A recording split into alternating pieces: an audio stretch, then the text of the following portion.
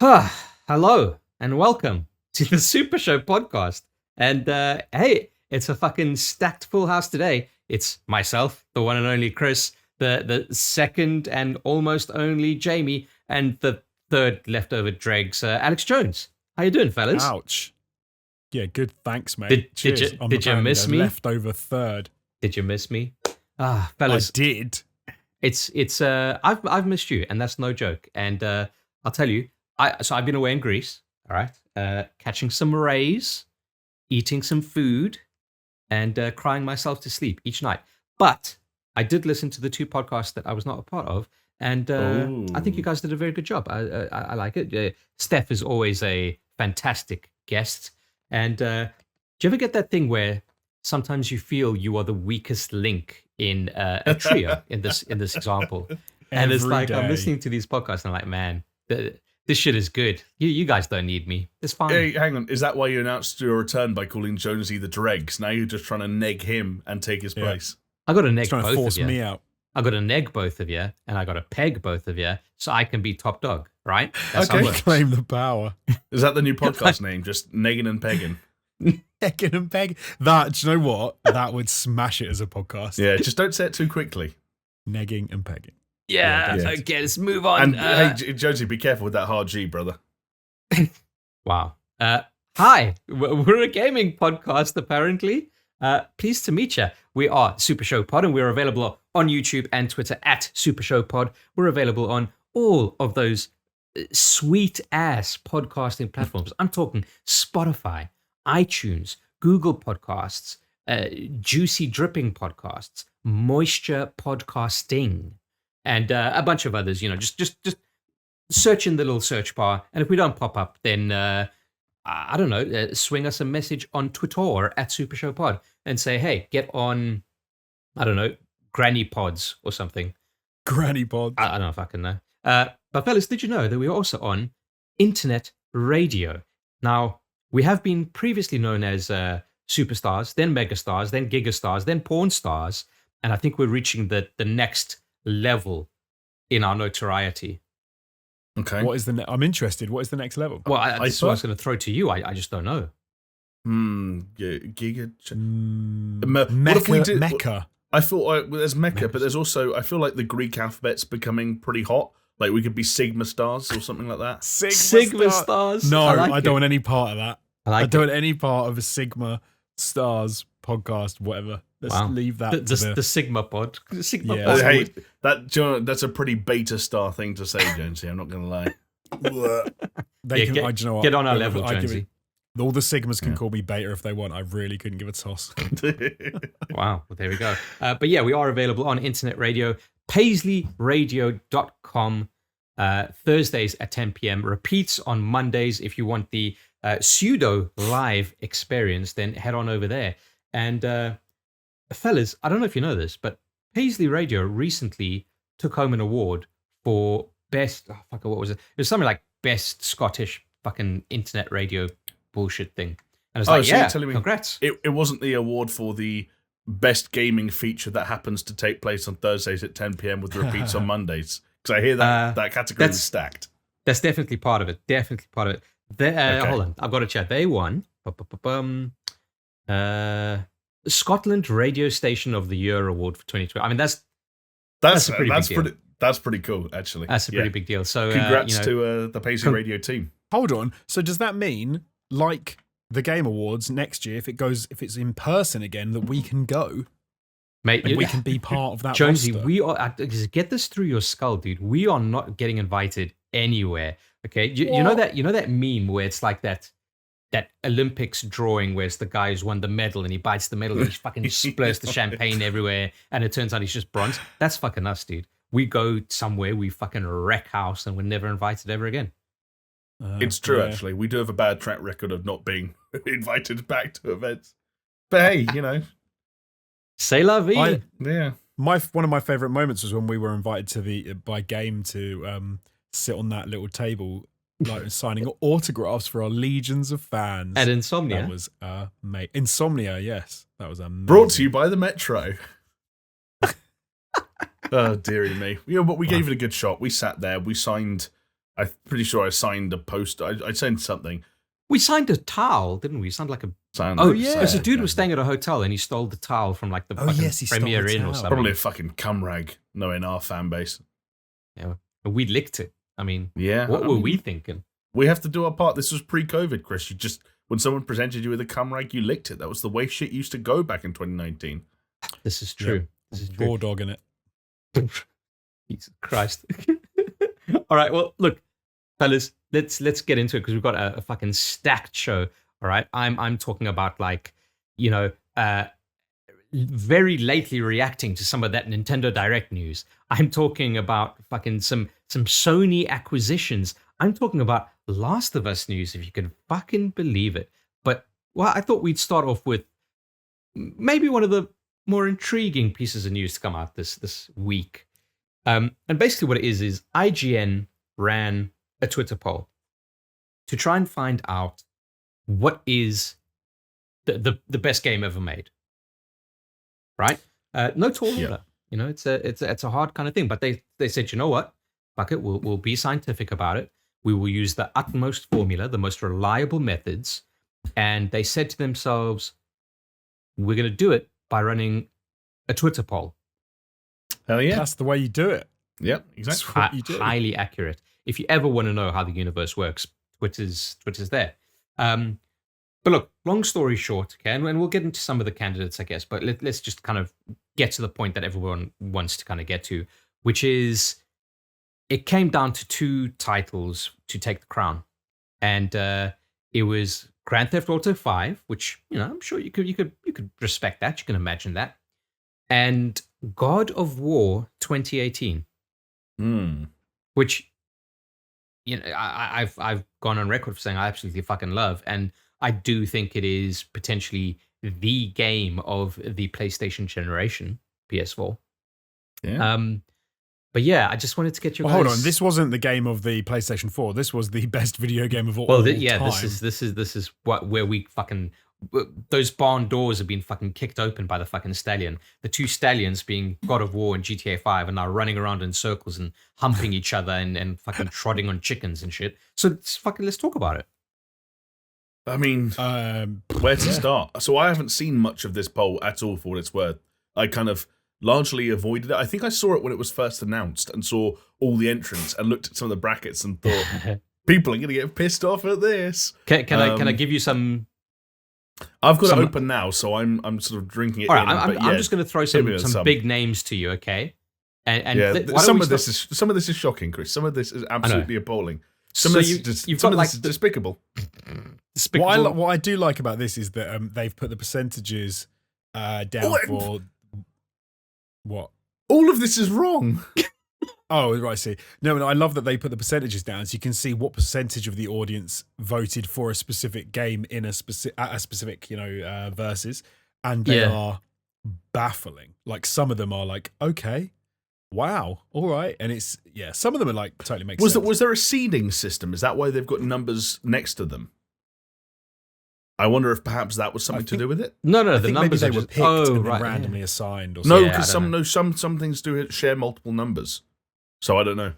Maybe there were multiple. Maybe there were multiple do they? brackets of seeds. Yeah, because Portal 2's got a 1 next to it, and so does the first Red Dead Redemption. But this is it, right? Like I think this is where it kind of falls apart. Tony Hawk's Pro Skater 2 have both got the same number behind them. What does that mean? Don't know. Yeah, but this is the thing, fellas. Is what I'm trying to say is like it is a tall order because you're talking about some of these and you're like, yeah, I could fucking totally imagine that would be a game of the fucking forever. Some notable standouts. The first Red Dead Redemption, GTA San Andreas, fucking Fallout New Vegas. Loads of people are crazy about that. League of Legends, which is like one of the biggest games in the world. So it's almost like what constitutes the best game ever? Is it the most popular game? Because then surely like League of Legends and Fortnite would be fucking right up there. But they lost in their bracket straight away. Fortnite 26%. Only 26% of people voted LOL to Fallout New Vegas, a game from like Jesus Christ. How old is Fallout New Vegas? Yeah, but also by all means a good game. But it's one of those games where like people love to love on it, but they're probably also like rose tinted kind of. But also what Jonesy said, like, oh my god, how old is New Vegas? What the fuck does that have to do with this? Like, because all what I'm saying, because in my mind, what this reflects really is like what Chris said, is rose-tinted glasses looking at a game like Fallout New Vegas put against people hating on LOL, which is still a game that people play today, and then it's the reaction of a bubble who answer polls like this. Hang on, so but it's like this weird mashup of metrics. If I was voting in this poll, which I would be entitled to do, I'm not going to vote for League of Legends. I much prefer Fallout New Vegas. I think it's a much better game. But I'm not talking about an individual. I'm saying as like a group. I can absolutely see why people would outvote by 74% to 26% Fallout New Vegas, because people love to hate on LOL. And LOL people can't do anything except play LOL, so they can't even go on Twitter, Instagram, and IGN's homepage to vote. They weren't allowed to vote, So or maybe they got can't even excluded because they're like, well, obviously they're going to win because they got the numbers. But there are orcs don't have laptops, Jamie, so they just have to, keep grinding those gears in the game. But there is this kind of strange thing of you just kind of like mashing different genres together. Like, for instance, Chrono Trigger, which is like roasting to glasses, but widely considered to be a one legendary of the RPG. Yeah, exactly. Legendary RPG loses out to Burnout 3 Takedown. Yeah, that's odd. But then on the flip side, and this one, I think I agree with the audience or with the public, but I'm not sure because it is very difficult. Super Mario Brothers 3 annihilated Persona 5 Royale. Or Persona 5 Royal, I should say. It's not a fucking burger. It's not Royale. or like that's one where, that's what. Yeah, no. But, they call that's Persona one, 5 in Europe. Exactly. That's one I maybe agree with, but then that's a very hard one to factor in. Like, I can see why maybe Persona 5 fans are hard done by the idea that Super Mario Bros. 3 knocked them out in the first round. Okay, but I don't know. Right? How about this, fellas? Ocarina of Time versus Skyrim, and Skyrim knocks it out by 63%. Oh, see, that's a brutal one, because the Ocarina of Time is one of the most important games of all time, let alone one of the best. Yeah, exactly. But it's also Skyrim's newer and it's exciting and it looks better and it has a bigger world and a more involved narrative, and I can see why people maybe respond to that. But then there's nothing Ocarina can do about that, which is why ranking these games off against each other is kind of begins to feel arbitrary. It's why, I think the time thing, I know we're saying an old game doesn't equal a worse game. I completely agree with that, which is why when you get something like Call of Duty 4 Modern Warfare versus GoldenEye, and you've only 28% voted for GoldenEye, that is such a bad comparison. Like, GoldenEye was such an important game in so many ways. Oh, I fucking cracked it, fellas. And Call of Duty Modern Warfare is a great game, but it wins that because it's a much newer game. It works in a lot more different ways. I've fucking cracked it. Okay, sorry, Jamie. Yes, carry on. No, I was just going to say I have to be careful with what I say on that one, because in our own channel, I have been on record saying that I think that Call of Duty 4 Modern Warfare is the best first-person shooter of all time. So maybe, I do agree with them. Yeah, but no, this is what I've cracked. Because I'm looking here. Super Mario 64 lost out to Batman Arkham City, 61%, 39%. See, I think that is a disgrace. I would define that as a disgrace. But I can see what's happening here. I can see what's happening.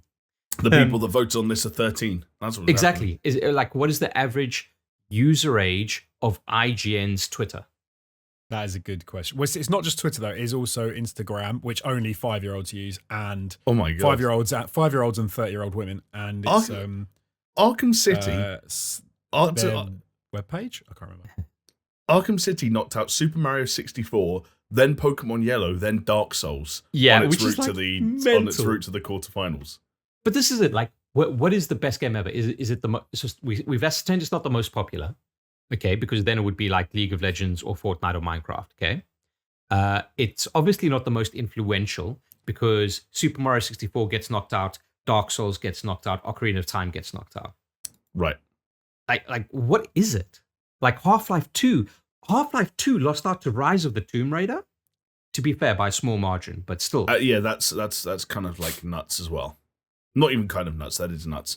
I think that maybe the answer is that there's no clean and effective way of determining the best game of all time. I think almost what you have to do is do what you were doing there, which is saying the most influential game of all time. Yeah. And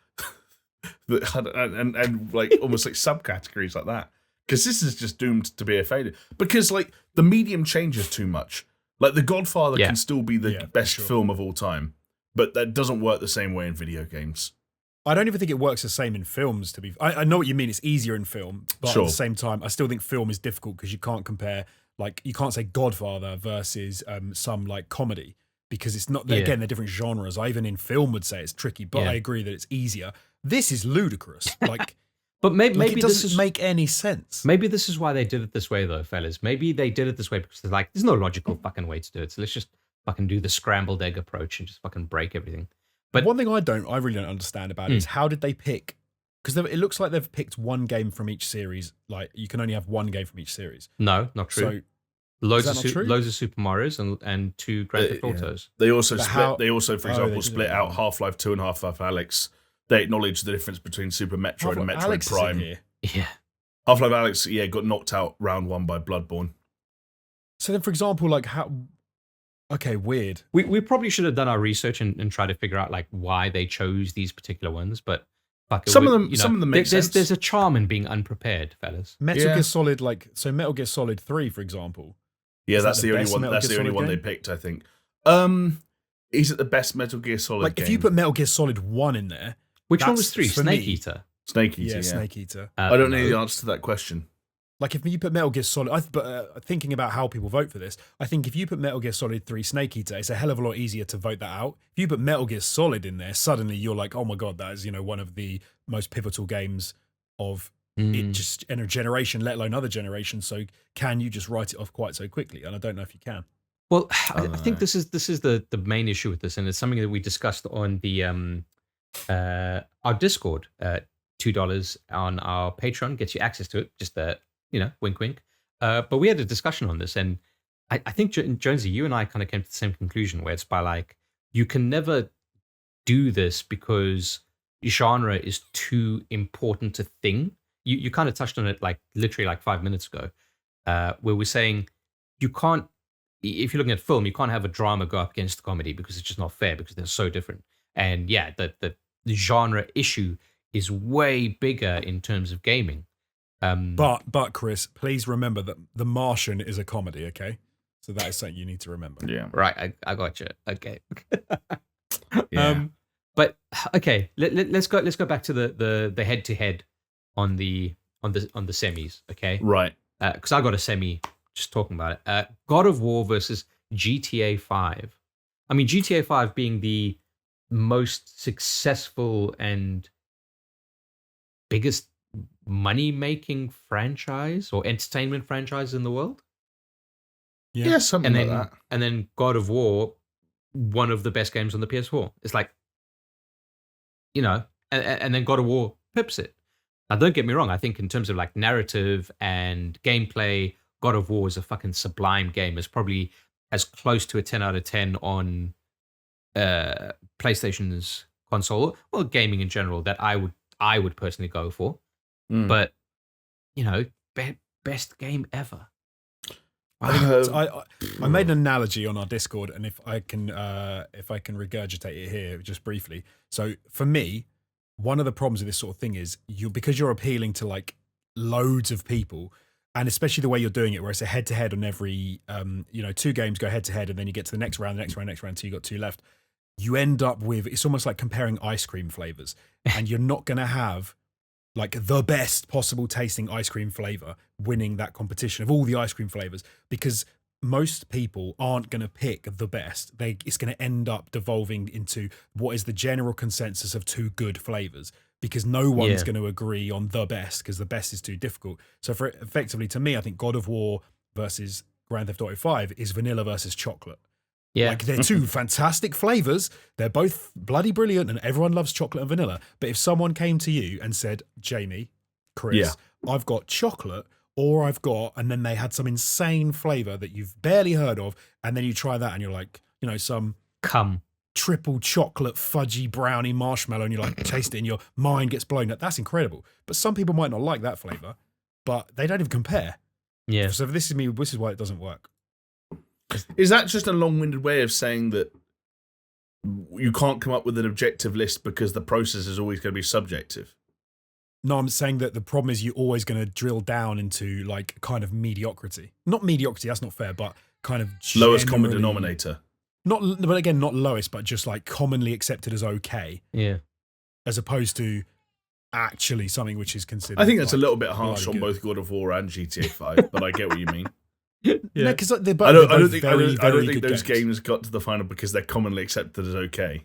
They're commonly accepted as good, as very good. But But yeah, they're not the best game ever. Yeah. No, but I think like when you're organizing a tournament in such a way where in the first round the poor users of Twitter have to figure out which game is better, Rock Band or Tetris, like you're in a weird spot, and I totally get that, and that's why I can't be too mad. Oh yeah, I'm not mad. By any of this. There are some outright wrong calls here. There's no doubt about Let's hear that. some. Halo 2 shouldn't have beaten Mass Effect 2. I agree. Arkham City should not have beaten Super Mario 64. Rise of the Tomb Raider should not have beaten Half-Life 2. Apex Legends should not have beaten Super Metroid. What else can we find here? Chris, how do you feel about that one? Breath of the Wild versus Final Fantasy VII original. I think that's like you know in the World Cup, the football World Cup, where you kind of say like the pool of death. That's kind of like the pool of death to me. It's Right, like yeah. fucking. There's going to be disappointment in either which way. Yeah, Like, some of these matchups seem out of order just because for like Diablo 2 versus The Witcher 3 Wild Hunt. That's a dickhead move. or like even like Chris mentioned earlier, Ocarina of Time versus Skyrim seems mental when one of them is, again, no offense to either of these two games, both very good, but one of them is Doom versus Inside, which is basically like a buy. It's a free pass. Yeah. Okay, I'm going to be controversial. I loved The Witcher 3 Wild Hunt. That is a phenomenal game. It's brilliant in so many ways. I could not, in good conscience... From the depths of Cyberpunk. I could not, in good conscience, put that as a game that wins over Minecraft. Because Minecraft, I think, is such a mammoth like moment in time, insane, over the top, like, holy hell, this one guy did this and created something like absolutely mind-blowing. Like, in what happened with Mojang and how the hell that came about. I don't know. I don't think I can have that win. Can I don't throw know. another kind of like crease in this foreskin of a competition? Yeah. Right. We're also, and it's something that we kind of mention quite often on this podcast, where we are coming from a personal point of gamer privilege, you know, where we take this shit way too seriously, and the average person on a fucking IGN Twitter poll are going to be like, yeah, I like games. I know Mario. I'll vote. You know, hey, Batman is sick. I love The Dark Knight. What's that? Arkham thingy? Yeah, vote that one.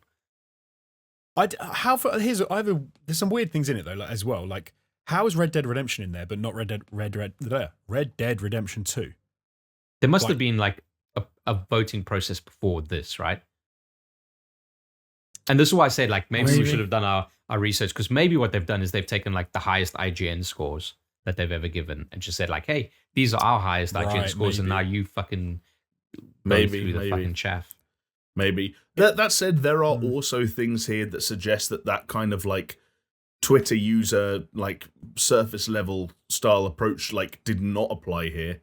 Like the fact that, again, like there were examples of like weird things like Burnout 3 beating Chrono Trigger. But like to have the awareness to say that World of Warcraft is better than Fortnite, although that may then go back to what Jonesy was saying about League of Legends, which is that might have just been an anti-Fortnite vote more than anything else. No, that was that was Bobby Kotick being like, "Oh shit." Oh right. Let's pay people to vote. And now that it's all over, we have to print every copy of this bracket and shred it all, and then pretend we did. But like little things like Portal 2 beating The Sims 3, and I know that's not a huge one, or even BioShock beating Overwatch. That might be a little bit of a. But then again, all of those examples also seem like, hey, let's vote for the thing that's good, but also not quite as globally popular, like The Sims and Overwatch.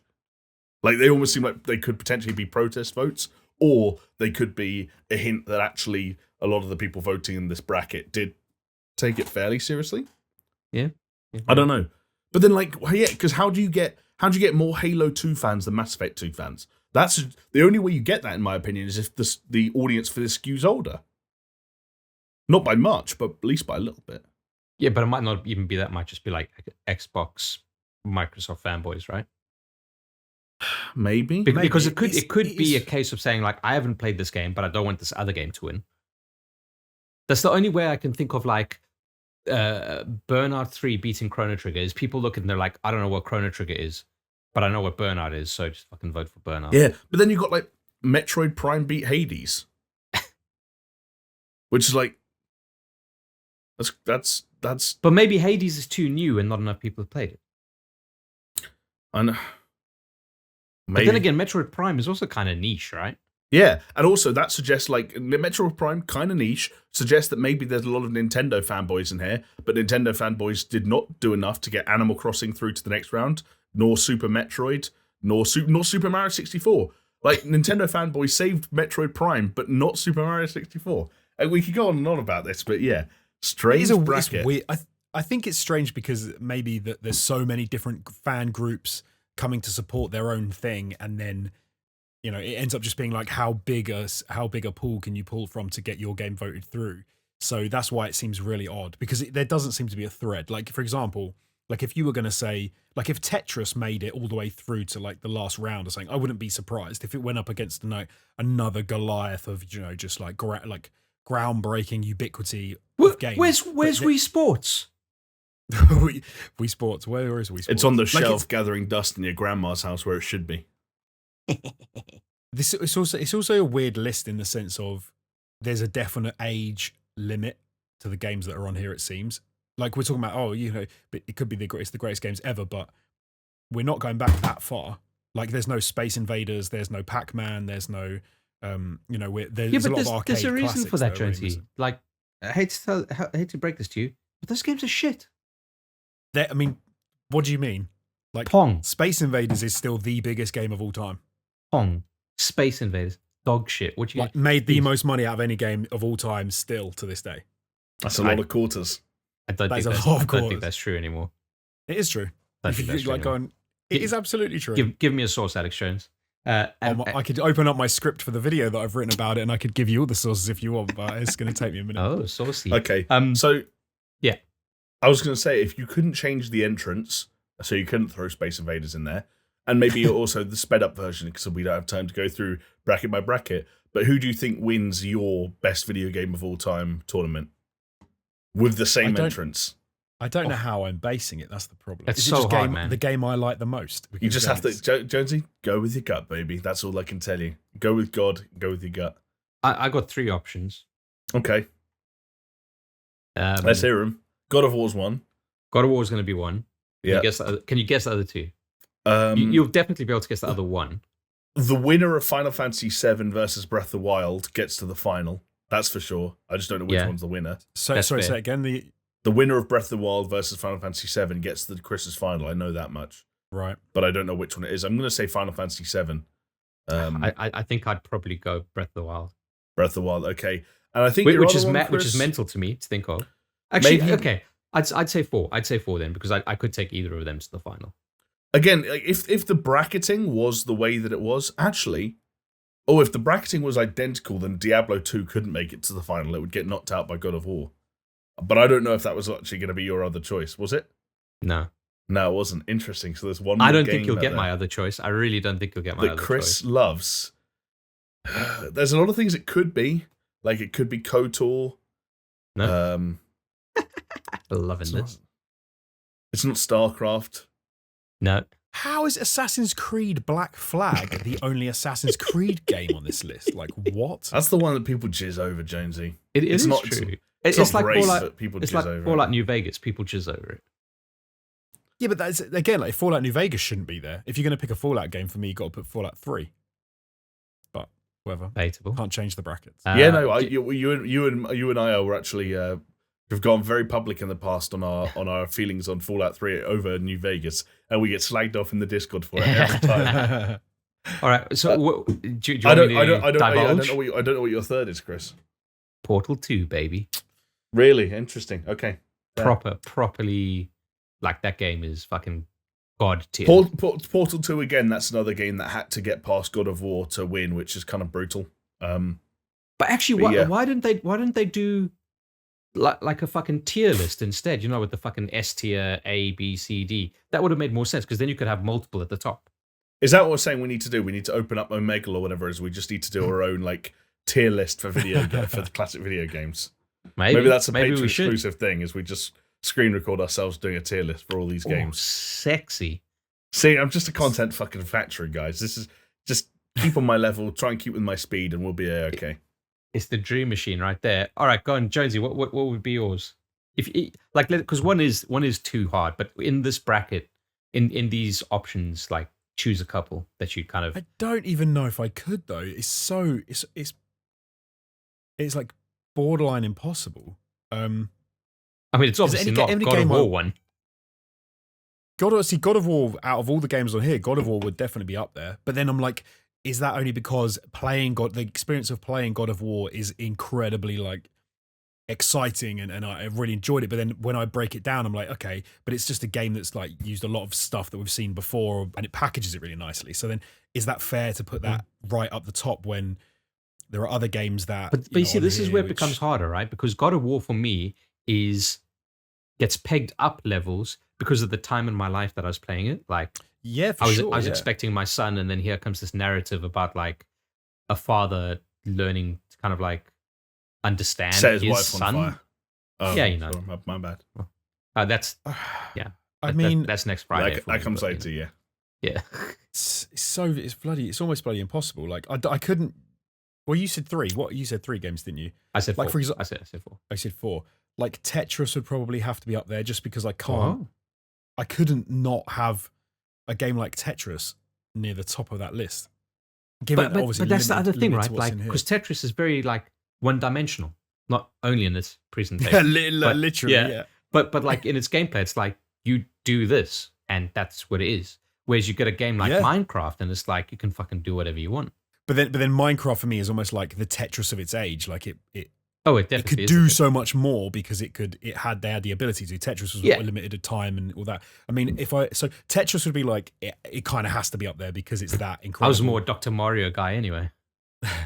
As a personal choice, like The Last of Us is going to be up there because I think that was a phenomenal game for the storytelling and for engagement. Like I loved that game. I thought it was absolutely fantastic.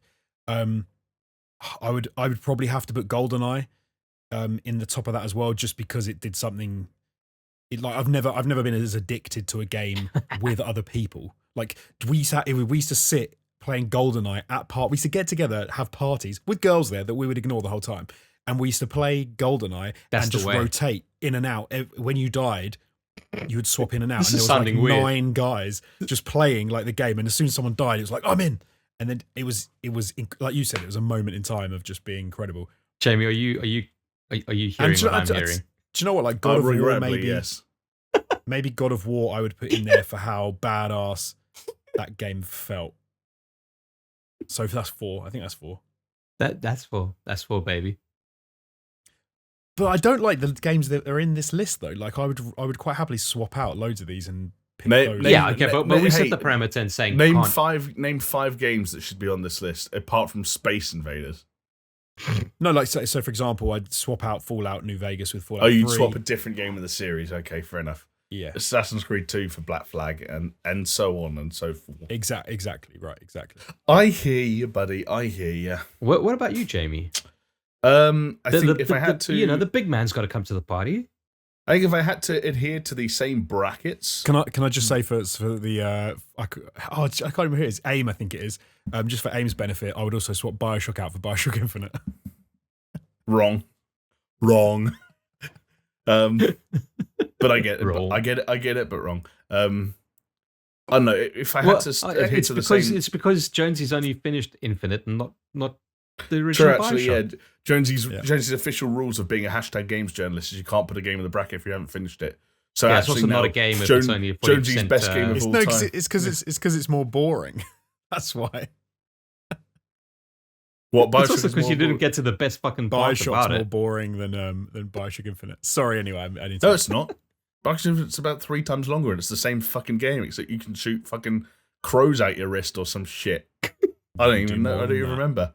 And there's some chick throwing ammo at you. All right. Been there, done that. All right. Oh, you're making it sound like the cell shaded Prince of Persia game, Oh, which you mean- definitely should have been in this bracket. the best Prince of Persia game, the best 3D Prince of Persia Look game. at him! Look at him! We've destroyed him finally. You mean when Prince of Persia finally got the wake up call and decided to move away from that stupid emo shit, that stupid god slap, like horrible, disgusting games that they used to make? You know why Jamie's opinion is this? Is because when at the time all Jamie watched on TV was cartoons because he was 5, and so when they made Prince of Persia look like a cartoon, he was well into it. Jonesy, that's a complete lie, and I'd also all he like watched to was add, SpongeBob SquarePants. Hey, look, so all I'm trying to say is that the missing game That's from great. this bracket is Ed, Ed and Eddie: The Misadventures for the PlayStation 2. It was an iconic game, and it captured the heart and soul and body of Ed, Ed and Eddie, all three of them.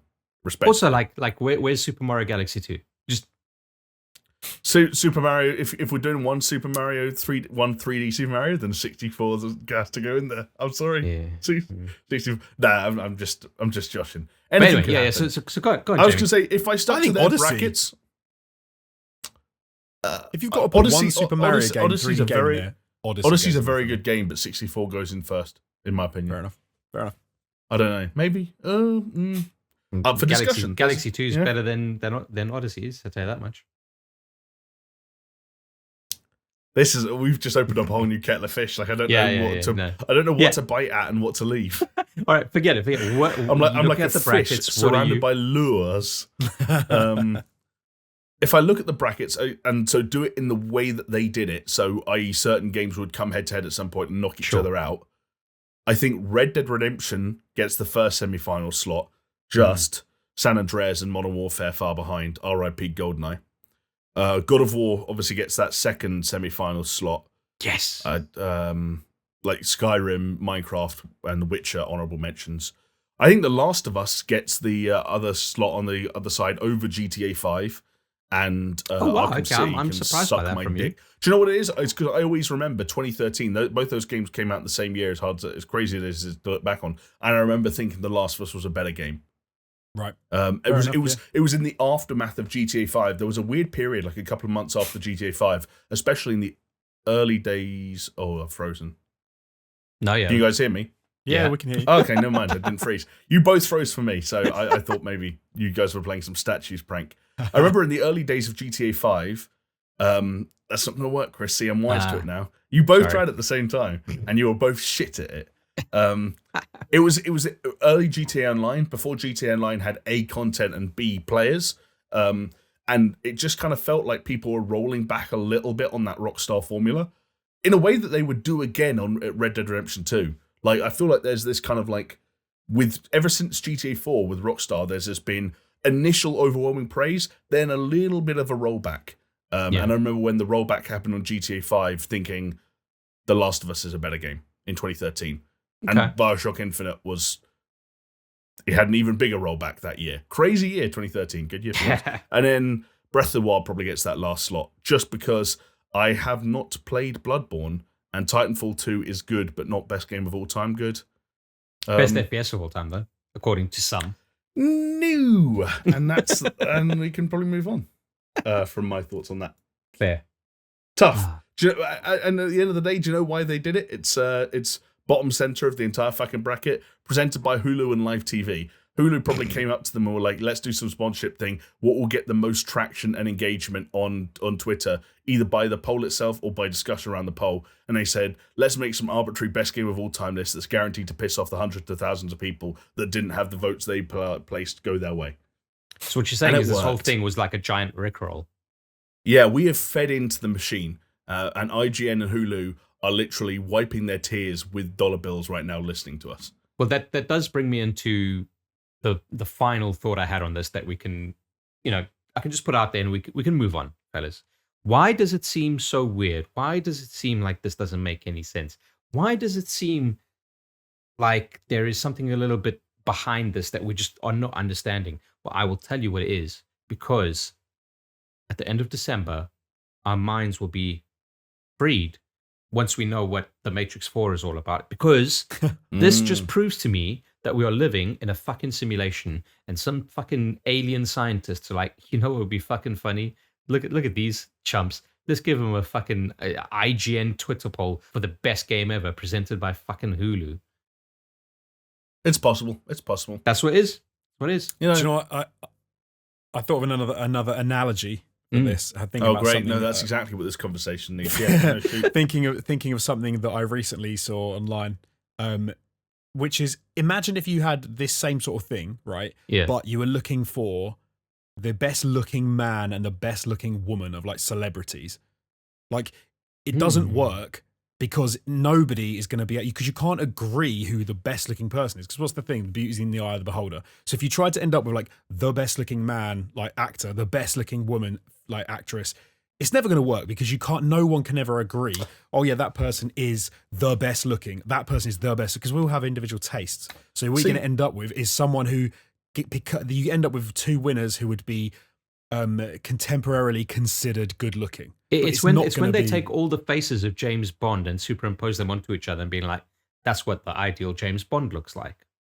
Yeah, kind of, yeah. But you want them to look how they look because that's better that way. But all just mushed together, they just look kind of weird. Yeah. I feel like that would, like, do you remember when you made that unnecessarily long ice cream analogy earlier? Yeah. And I said, it sounds like what you're trying to say is there's no objective outcome for this because it's too subjective. Yeah. I feel like you just did another analogy that is the exact same thinking. I was just trying to ram it. It's too subjective. He's just trying to ram that shit home. He's riffing it, all right? He's riffing it. He's riffing. He's riffing and he's ramming at the moment. But but you know what? Do you know why I gave those two? Do you know why I gave those two very useful analogies? It's because people still think there is a way to tell which the best thing is in lists like this. It's like the best song ever, the best film ever, the best whatever ever. You can't pick. It doesn't work that way. The only way I'd say that you could maybe do it is if you get rid of the public, because the public are idiots, and you get all the critics, but you only get good critics, not weird rubbish ones. Yeah, but who's to say what's a good critic or not? You've just gone subjective again. It's always going to be subjective because the whole thing is subjective. So, so what's the point in going even further down the rabbit hole of subjectivity? I would say because that way you would at least you could end up with them. Oh, and then I was going to say, let's try and get the least subjective outcome we can get, and then you could say what the games that go into it are the best in each genre, and then each game in each genre. Yeah, but then Jonesy, all I have to do is stand up and say, yeah, I disagree. Yeah, and it's like the whole thing is collapsed in itself. Yeah, it's all bullshit. Yeah. See, I think what you're trying to say is it's not about finding the best critics. It's about finding three dudes with great opinions, putting them all in a VO booth together, and make sure whatever list they come up with, it can only have a maximum of 6 items. And I think that would be a pretty objective way to determine, the best or the worst or the most underrated and so on and so forth in a whole range of different gaming scenarios. Yeah, maybe even like 6 of the most overrated games to ever exist. Do you know what? I'm gonna DM the What Culture Twitter account. That's actually a pretty decent idea. They might be able to make something happen with that bad boy.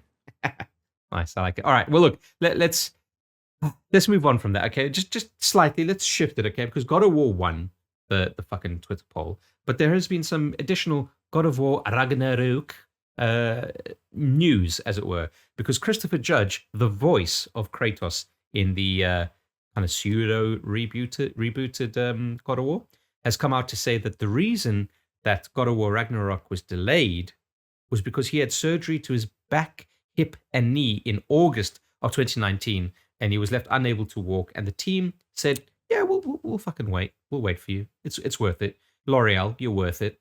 Fair enough. I mean, the good guy Santa Monica. I'm sure loads of people are kind of pissed off about that, but it is what it is. I think it's fine. I mean, it's bullshit, but okay. Why is it bullshit? Because it's not true. Why is it not true? But I'm not saying it's not true that he had surgery. It's not true that that's the reason the game was delayed. What a load of crap. I mean, it could be. No, it couldn't. Yes, it could. If they had to do like performance capture, of course it could be. No, it couldn't. They could work around it. They could use other people to do the mocap. They could use guide VOs to get all his lines in place, and then all they need to do is spend like a month re-recording his lines and putting them in the game. If that was really Jonesy, the issue, I kind of feel like this is why you would never work at Sony Santa Monica, because you're just like, yeah, next best thing, blah blah blah. No, not next best thing at all. It could absolutely be better than trying to get an actor. But it's not authentic, and it's not as part of the process or the art. How's it not authentic? Because it's not him. So it's not the true capture of his performance. Although, I do like the idea of like him recovering from all the surgery just naturally because of the toll it took in its body. Him being really frail and still coming back for the motion capture. And we get, that scene we talk about from The Irishman where Robert De Niro is meant to be like 30, but he's like kicking like an 80-year-old. Like Kratos just becomes a fucking like a cripple all of a sudden. I'd love it, and then all of a sudden they're like, "Oh, so we do have to get someone to stand in for your motion performance." Yeah. Well, they just work it into the game where Mimir's like, "We need to go and get the hip of this Norse god. We need to replace your hip, Kratos. Off we go." The other thing that says to me why this is bullshit is because not only could they have like easily worked around it and then just like gone back and backfilled him, they could have got a different actor if they really wanted. They also could have come out at the time and said, "Hey, look, we are really wedded to Christopher Judge doing this. He is the Kratos we want." There is like, no, we don't want to mess around with that. And that is why the game is delayed, and everyone would have been on board with it. Because imagine you're making like a Tom Cruise movie, and you're like, Tom Cruise is one of his legs fell off, he can't run. We can't make the movie. He has to have a leg sewn back on so that he can run, so he can do the movie. People would totally understand that. Not only that, he then came out later on and said that when Barlog left, he quit. So it wasn't obviously that important to him. So they delayed an entire production, messed up like multi-million dollar like project. And then he just quit because they changed the director. Like, do me a favor. Yeah. I think anything is possible. I think both on the quitting thing and on the injury thing, there is an element of like an emotional Christopher Judge, perhaps getting a little bit carried away on Twitter. Like, Do I think that he probably threatened to quit in the moment in kind of a jovial, "No, you're my director" kind of way when Cory Barlog said to him, "I'm not directing the next one."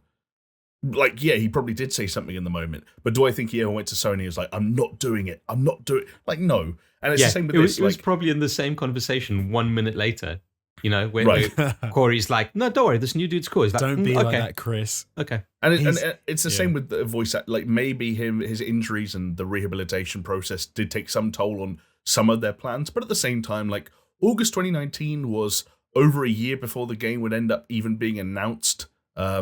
And we do know that the cast did, in some way, shape, or form, voice acting from home because Christopher Judge has shared like pictures and videos of him creating his like working from home setup. So like over a year after his injury, he was still recording some VO. So clearly, like the timeline on VO and we know the way games are written or sometimes not written is all very sort of like it's a strange process, and it takes a long time, and you come back for a long, long time and do many, many things. Like, so who knows? I just think the guy had a little bit of a moment on Twitter and was like, "Do you know what? I'm emotional. I care about this team, and I want to tell a nice story about them waiting for me and caring about me." And I felt loved, and maybe in his being loved and his feeling loved, he kind of slightly over-exaggerated the extents to which they went to keep him a part of the project.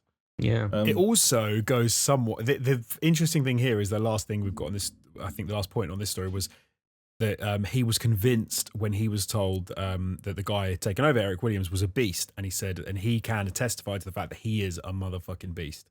Now, is there a little element, a cynical element of me says that maybe part of the reason for this outpouring on Twitter was to sort of put to bed any fears people might have because Cory Barlog is not taking the helm. It's possible. It's possible. There has been that would track. There's been a lot of pro Eric Williams propaganda, not in a bad way, but just like it does seem like for the last 2 months, it's like reassurances, right? Yeah, like no one can say his name without saying how great he is. Which is like, okay, just let him make a good game. Let's do it that way round. How about that? Yeah, it's almost as if he's making a tactical shooter with a mosh pit sensibility. Fellas, when you were talking about God of War in the previous podcast, where I wasn't able to kind of give my 2 cents, and you were, like God of War Ragnarok is slated for a 2022 release date, and you guys were kind of like, oh, I hope it doesn't get pushed. Can I give you my thing that I would have interjected with at that point? Yeah. No. Wow. Well. Cover your ears then, Jamie, because I'm going to speak to Jonesy now. I reckon God of War is finished and it's on track to be released like super early next year. Interesting. So Finished. yeah, well, or as close to possible. I reckon. So God of War 2018 came out in the 20th of April, and I would imagine that they'd have a similar ballpark for this release as well. And I'm sure you'd love for me to be proven right, because say that again. The date was 20th of April. 20th of April. 20th of April. Oh, okay. I thought you were talking like even earlier, but okay, 20th of April. It's the start of Q2. I can imagine that. I think like get Horizon out, let it sell, let it do its thing, and then when that's my prediction. Rock and roll. That's my Ragnarok prediction right there. That we have nothing to fear when it comes to God of War Ragnarok. I fucking hope I'm not wrong. No, I for what it's worth, I don't think you are. I don't think you are. I think you don't show a trailer like they showed off where it was predominantly gameplay, but gameplay that is quite obviously this is from the game. Not like when they showed off when they first almost, what was it, like the vertical slice rendered they made up for the show. Yeah, it was like an 8-minute vertical slice that they showed off in their first reveal. They didn't do that this time, and I think you don't do that unless you've got a fucking product that's pretty much fucking done. Right. For the most part. Yeah, no, I tend to agree. And I think like you looked at that trailer, and again, not in a negative way, but enough of the elements of that trailer, and I think we even said this last week, from the combat to the character designs, a good bunch of the enemy designs and so on and so forth. Yeah. Enough of that stuff had been established, and the team would be familiar with it, that it's not going to be crazy to get the wheels spinning on that thing again. The only thing I do wonder is that obviously the only disconnect so far is that them saying that this is the game that wraps up the Norse saga of God of War, while showing a trailer that still looks like, for the most part, it could be the strange middle chapter. Like we've seen hints of Thor, but we haven't seen Odin. We haven't seen Asgard. We haven't seen, I'm not suggesting they would show any of their sort of like final third or culmination of the story elements in their trailers, but there's a je ne sais quoi about this game that we hinted at last week when we talked about Atreus. You were saying, I wonder what the bait and switch is. There is something unusual about it seems pretty fucking clear to me, and tell me if you disagree or if I'm wrong or if I'm misremembering things, okay? But in the game, and I don't think it was necessarily immediately part of like a fast main playthrough. Like you had to kind of focus to get this kind of information. But there was a point where it's saying like, oh, where did Tyr go? And it was like, oh, you'd see one of those fucking murals that Atreus had to read for you. And one of them was like, oh, he fucking went to Egypt and he went to this place and he went to that place. And to me, it's fucking obvious that it's like, it's not a case of saying the Norse trilogy. It's more a case of saying like, the Norse element is a chapter. Oh yeah, in this kind of thing. So it's like fucking if a Greek God of War can go to Norway, presumably Norway or like fucking whatever. I think it is, yeah. And in that game have the Norse God of War go to Egypt. What's to say that we won't see? No, but this is what I'm saying. What's to say we're not going to see Odin in this one, and Odin is going to be in fucking Egypt hunting down fucking Horus or some shit? Okay, well, I hope they don't do that. No, but do you know what I mean? Like it's. But even this could be like the kicking off of an Assassin's Creed style. Oh, now we're going to jump all over the world, and we're not. This is the end of the Norse bit, but now we're going to see different characters. In different places around the world. I don't think Sony. I don't think Cory Barlog. I don't think anyone at Sony Santa Monica has enough power to go to Sony and say, here's the script for God of War Ragnarok, and then God of War's done. Because Sony would turn right around and say, here's how many copies God of War 2018 sold, and no. Like the Norse, what I'm saying is, and I guess this is where like other elements like Egypt and so on and so forth, like it's worth noting that this is completely speculative, and she could just be black or mixed race because she's black or mixed race. But some people even saying that chick at the end of the trailer could be Egyptian, for example. Just an idea. Right. I think she's probably no. I think she's just that color for the sake of being that color. But like, I there is still an elephant in the room where it's like this is the end of the Norse saga. We Fimbulwinter's upon us. We've got Thor being teased. We've got Freya, out doing her thing. She's called Freya, right? I don't know. I don't remember. Yeah. The mum, Oh no, the mom was Freya. No, the mum is Laufey. Faye. Laufey, yeah. We got, but there's still like an element of like, and again, I'm not suggesting this should have been in a trailer or even will be in a trailer prior to release, but like we have the entirety of like Ragnarok and Fenrir and Odin and Asgard and all of these gigantic elements that we haven't even been given a sneak peek of. And that apparently all happens in this one video game that you think is going to be out in 6 months. So there's fascinating questions that need to be answered. I don't disagree. I've said that in a weirdly accusatory way. You said it's coming out this fucking 6 months. But yeah, like who knows? Like maybe fucking Odin does run away to Egypt, and then maybe Atreus is the one that chases him, and like maybe God of War 3 is an adult Atreus that's actually an adult Loki, and that's not a spoiler anymore because he says it in the trailer. Yeah. Chasing Odin in Egypt. Egypt. If Odin's actually dead? And it's like that's the bait and switch. Like Thor's been pretending that Odin's still around because there'd be chaos without him. What if Fenrir is included as a mount, and that's how you ride around? What if?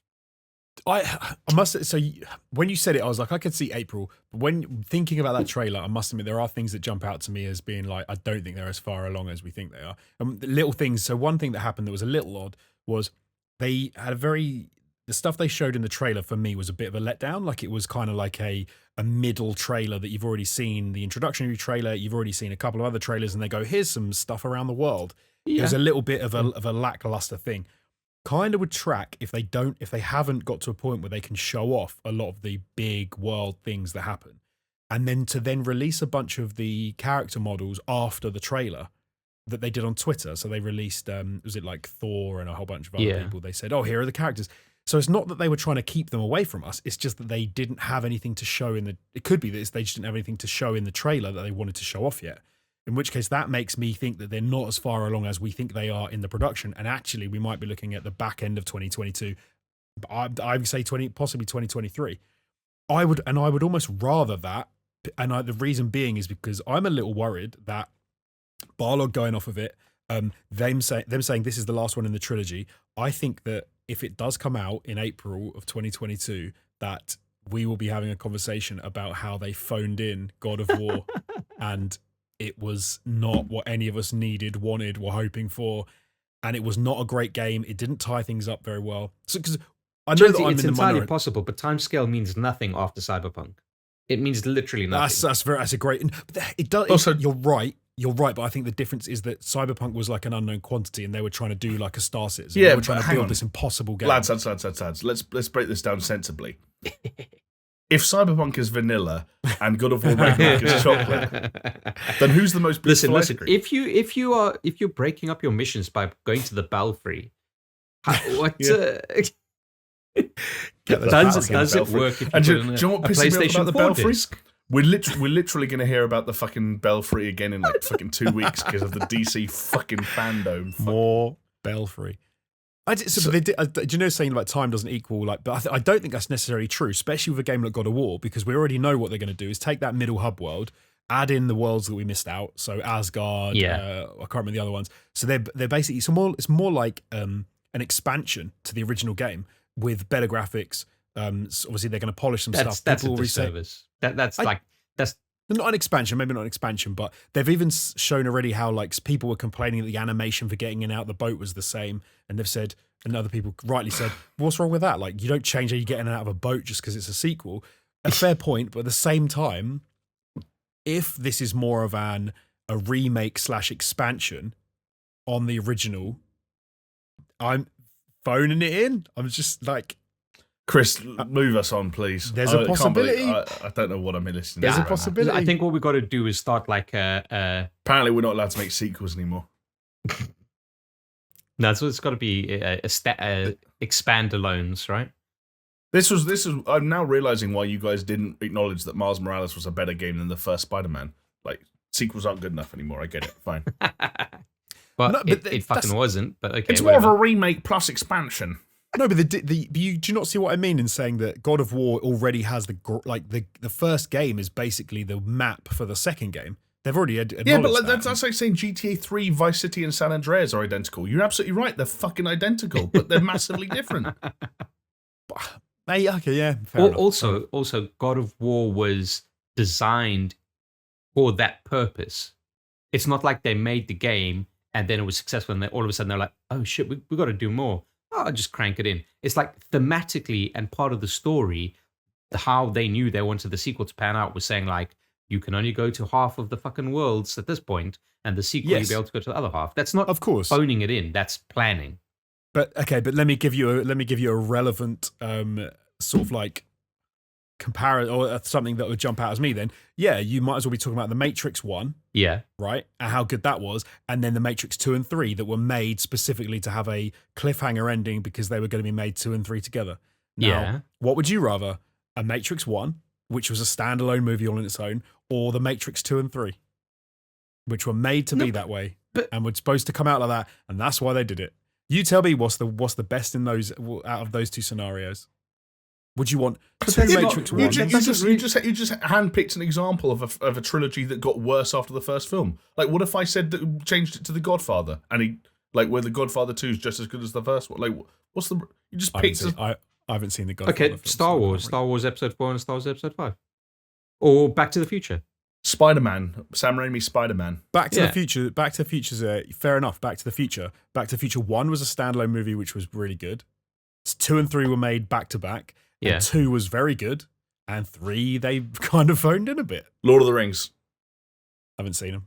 Oh, scumbag. Okay. What are we even doing here? Comment of the week comes from the Radio Guy Online. Did you guys check that? Did he change his name? I think it is the Big Witch himself. It's the Big Witch. Yeah, it is the Big Witch. Yes. Our buddy Paul.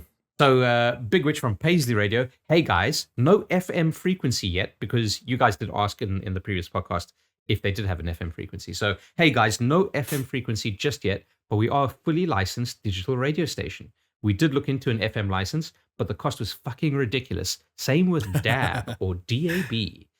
18 months into our journey, and we've already picked up a national award. We could not have done it without your simply amazing podcast and our team of presenters from all over. And then he didn't put it in here, but presumably it was like XOXO, love you. So thanks, Big Witch. Yeah, that was there, but I cut it off. Oh, right. Fair enough. So there you go. Just kind of confirming the fact that like FM licenses and even DAB is fucking astronomical. Fair enough. It makes sense, I guess, because they're a finite quantity, right? You've only got a certain number of you've only got a certain amount of bandwidth. Yeah. Wow. Very true, very true. Still though, cool shit. And shout out to the Paisley Radio team once again. Hell yeah, and congratulations on the award. All right, fellas. Yeah. You know what? It's that time where we've got to pay the bills, or attempt to pay the bills, by asking our viewership to say, hey, if you like what you hear and you want it to keep on going, head on over to patreon.com/supershow and show your support. For as little as $2, you get access to our Discord server, and $5 gets you some behind-the-scenes content, such as our Known Murderers podcast. We were mentioning it before we started recording, but we did a nigh on 3-hour spoiler cast for Last of Us Part 2, seeing as we're speaking about Last of Us later on in this very podcast. But yeah, I've got some names that I'm going to call out. These people are kind of keeping the cameras rolling, as it were, if they were still, if we're still on film and celluloid and, fucking a Naga recording the fucking audio offline, and we have to sync it all on a fucking Steinbeck flatbed. But yeah, I'm talking about Aaron Cameron, Athletic Gravy, Jesper Camdahl Nielsen, Javella Cujo, Leo Merger, Lonnie Thompson, Magic Grits, Mindful Pig, Nathan Piers, part of the 0.24%. If you know, you know. I kind of think I don't know, fellas. Pastors Guild. I don't think I do anymore either. Pastors Guild, Scary Omen, Starfall Kid, Zach _Cream, and then the big boys. We're talking about Shell Shock, Doppler, Manuel Guerrero, Hacksaw Bakri, then Manuel Guerrero, then The Dude Abides, and then, of course, twitch.tv/Peaswad, open brackets, where I'm a shirtless fat man in a coconut bra, close brackets. Thank you all so much for your patronage. We do really appreciate it, and you help us do what we do, and there's no higher praise than that. Doesn't matter if you cure cancer, it would pale in comparison to supporting the Super Show podcast. So thank you. Yeah, thank you, everyone. You are amazing. We appreciate you very much. I wonder if Jamie could look away from his phone for 2 seconds to give some praise to our fucking patrons. Scumbag. I love him. He was actually sending his most recent snap to the Patreons who signed up for his nude lewd snap. That's right. There is a channel in our Discord called Jamie's Dick Pics. So do you want to know what I was looking at? Tell me. They have announced it's not absolutely nothing to do with gaming, but they've announced who's going to be performing the 2022 Super Bowl halftime show, and it's actually good this year. Who is it? It's Kendrick Lamar, Eminem, Mary J. Blige, Snoop Dogg, and Dr. Dre. Wow, that is wicked. So basically, like very cool. The Hip Hop Hall of Fame with like the new Hip Hop Hall of Fame and Mary J. Blige. Decent. That's harsh. Sorry, very Mary. I didn't mean it. You've got some bangers. Some bangers. Speaking of bangers, fellas, Jamie, you were talking about Deathloop. I was talking about Deathloop. Have you finished it? I finished Deathloop, boys. I did it. I closed the loop, or did I? Oh. How many Jonesies out of Jonesies did you give it? Do you know what, Chris?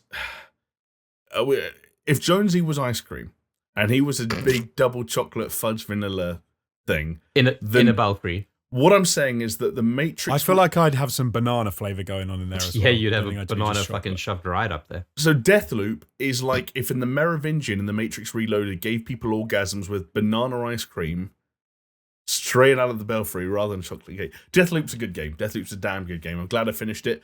My feelings on it in the end were very positive. Would it make it onto a list of the greatest games of all time? No. Did your... Because listening to the podcast, it was interesting. Listening to the podcast from like a listener's perspective. Ooh, I love it. You first spoke about Deathloop as you started, and you were like, "It's a good game." The second time, you're like, "It's grown on me. I feel it's a better game than I initially thought." Yes. Are you continuing that trend? I think I kind of like leveled out somewhere between podcast 2 and podcast 3. Yeah. It's a very good game. It's one of the better games that I've played this year. I think that they have made something very smart in so much as mechanically they've designed something that is the perfect fit for Arcane's best-in-class gameplay that I hadn't really been able to buy into previously because, as I said in previous weeks of the podcast, I bounce off Dishonored.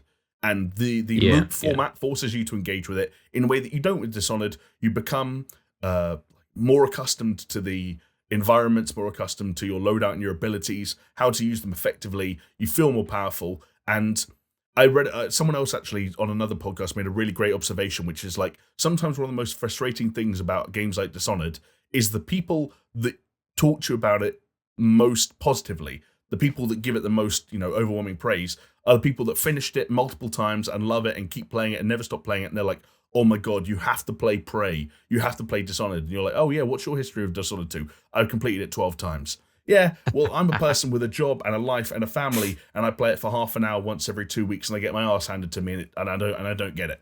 Deathloop is the game that will make you get it, because you have to. Like, you have to play it the way that people that finished Dishonored 25 times played it. And for that, I am grateful that I experienced it in that way. And the ending is abrupt, but makes sense if you have been paying attention. It's one of those breadcrumb trail things where a lot of the information you're picking up along the way is perhaps more important. And if you want the ending, like if you want a cutscene that answers all your questions, you're not going to be satisfied. If you answer those questions yourself across the loops, you will be. So if you're willing to put the work in, you are satisfied with the story and the conclusion, yeah? Yeah, I'd say so. And even work, like, it's not a particularly long game. Like, I think it's like a 10 to 12 hour long game. And like, don't be worried about falling into a roguelike trap or even a time loop trap of like, oh, I'm going to be that one person that never finishes it. I'm never going to find my way out. The game knows when it knows when to be linear, and then lets you choose when to make it linear. And I think I talked last week for a bit too long about why I thought it fell into a few pitfalls along that route, and how if you choose to engage with it in too linear a fashion, it can fall apart a little bit. But that's my fault as much as the game. So yeah, Deathloop, 2 thumbs up. I loved that game. I'm glad I played it. Nice. Okay. Is it contender for GOTY? It's like a top 10 at the moment. Maybe a top 5. 10. Yeah, maybe a top 5. Like when I've I know. You're telling me top 10 in this year, and I'm like, I don't even know if I've played 10 different games. Bro, like the thing is, we're in the business season, the business end of the video game window. That's true. Yeah, like big shit's coming up. There's shit coming out. There's things we got to be playing. There's things that I haven't played enough. There's things I have to go back to. Like the next 2 months are going to be killer. Which is why, like, weirdly enough, when things like Dying Light got delayed, I was kind of like, that's one less thing I have to think about. Yeah, like, phew. Yeah, yeah. Goodness. Or like when Diablo 2, when I played the beta, and I was like, I don't think I like Diablo 2. I'm like, again, that's one less thing that I have to worry about. Yeah. That's so funny because that's so true when you play a game and you're like, thank God I don't like this. Yeah. Because you don't feel like you have to play it. It's worse when you go, oh, fellas, I mean, I didn't even get to fucking the next settlement in Red Dead Redemption 2, and I was like, I'm so happy with the amount of time that I just fucking saved here. Then on the flip side, though, we get fucking things like Game Pass. And so while I'm getting the Dying Light 2s and the Diablos on one side, like in the past week, I've downloaded Sable on Game Pass, and I downloaded Scarlet Nexus, just came out today as part of the Tokyo Game Show and Microsoft's big push into Japan. And it's like, okay, now 2 games that got glowing reviews this calendar year are free and right there, and I have to install them because I'd be crazy not to, and then maybe I'll play them one day. I don't know. Yeah, I'm with you. I want to play Sable. I've downloaded it. I also want to play Death's Door, which is like a Xbox I want to play that too. It's been getting a lot of praise. The other thing I have crossed off the list, though, not in terms of finishing it, but at least in terms of starting Jamie's frozen. Oh, am I? I thought he was just being smug on purpose. You guys weren't frozen for me. Smug. So. He might have done it on purpose. He might be sitting really still. Well, no, definitely not being smug. Just being myself. We're not going to cut. We're just going to let Jamie play out his kind of like, can you guys hear me? What the fuck is happening with my internet? And in the meantime, Jonesy, let's catch up with you. What games have you been playing? I have dipped my toes back into the Ghost of Tsushima realm because, of course, the PlayStation 5 Director's Cut came out a little while ago now. So you did the upgrade path? Yes. So I played. I don't know how much I played. Maybe I was like halfway through that game story-wise, but I'd played a lot of it so to do the side quests and a lot of exploring the open world, and that is a full world, so it takes quite a while. Yeah. And of course, when they announced the PlayStation 5, and then of course the Director's Cut version, I was like, do you know what? I've got to get back into that game because it was I have a weird thing that even if I really like a game and really into it, if there's other reasons why I stop playing it and why I sort of dip off of it, it's not necessarily the game. It's more about me, what's going on, and whether I've got the time to stick with it. Sometimes it's hard to get back into the swing of things. Like I can't tell you how long I've been going that I've been wanting to get back into Cyberpunk with all the fucking updates and everything, and because I do genuinely want to finish the game, but I just haven't gotten back into it for numerous reasons that some are worthy and some are not worthy of explaining. A big thing for me as well is if you can remember what was going on in the story. Like, I'm bad at remembering stories anyway. Oh, he's left. Oh, it's completely gone now. Well, bye, Jamie. For me, it's like if I can't remember enough of the story or carry on the thread, and I don't play it for a little while because I lose that thread, I kind of don't want to go back into it until I've got time to sort of figure out where I was, what was going on, even down to like the controls as well, like how the game was working. He's back. Is he back? Oh, some would say I never left. Oh, well, we just carried on without you, buddy. So no, yeah, good, yeah. No, I kept going as though I was being recorded, so I didn't stand up and show my dick or fart or anything like that. Well, that's good. So we'll find out. So I was Jamie. I was just talking about Ghost of Tsushima, PlayStation 5 Director's Cut. But yeah, so I the other day I was sort of thinking I really want to play something. What shall I play? And I was like, I really need to get back into Ghosts. So I sat down and I went for it, and I died a whole load of times when people were just killing me because I couldn't remember the buttons for the combat. But it only took me maybe 20 minutes or half an hour before I was like, okay, I'm back in this game. I know what I'm doing. And it's still a phenomenal game. And even the PlayStation 5 version, it looks even better. No load times. We've now got Ikishima, I think it is, the other island, which I haven't touched yet because I want to get a bit further in the story. But hopefully, I'm not going to even say, but when I might finish it, because I know I'll just. You're not going to finish it, Jonesy. Go on. But that is no, I'm not. Yeah, I'm not going to say I will, because even though I love that game, I fell off it last time because I other shit, so it might happen again. It's such a good game though. Like, I love that game. I genuinely love it when if games like Ghosts. So would you say that it should have been in IGN's poll? Yes, compared to a lot of the other games that were in there, I would say absolutely it should have been. Yeah, it should have been the Assassin's Creed game that they included. Oh. Nah, I'm only joking. Wow. But it's when that game, when it wants to make you feel like a badass and you want to feel like, Jesus Christ, I am a legit you can feel like Jesus you Christ. You can feel like Jesus Christ. Okay. Well. Jesus Christ, I'm a legit samurai. I can mess people up. Like Jesus Christ, it's Jason Bourne. Do you know what? I'll tell you that game that it kind of has parallels in that sense for me is fucking hell, what's the Lord of the Rings game? Middle-earth, Shadow of Mordor. Shadow of Mordor, exactly. Yeah. That game, by the time you got to the end and you could just chain moves and kill orcs and do whatever, and you were like, God damn, this game feels good when it's right. So what you're saying is like God of War's combat system? No, not at all. Loser. No, because God of War is more about... It's closer to Batman's. Yeah, something more like Batman, like when you get in that flow state and you're hitting the right button at the right time and you just chain, like that's how it feels. Mordor was definitely like an Arkham ripoff because it even had like the counter button over the heads and like press X to jump over their heads and all that stuff. Okay, fair enough. I mean, obviously Ghost doesn't have that, but it has, because you've got all those, the sort of moves you can use and you've got quick like attack buttons and you've got certain combos you can do that are almost unblockable to the enemies. If you throw a few of those in, and you've got your resolve meter and everything, you can like take out big groups of enemies without getting a hit against you. And you just feels brilliant. And it looks like such a good looking game. Like, Jesus Christ, it's such a good looking game. Every time I play it, I'm blown away by the visuals. I think it's just bloody gorgeous. But yeah, so I've been back into that, played a good number of hours of that since last week. And then the only other thing I played was with Steph and Jamie. And I streamed over at Twitch.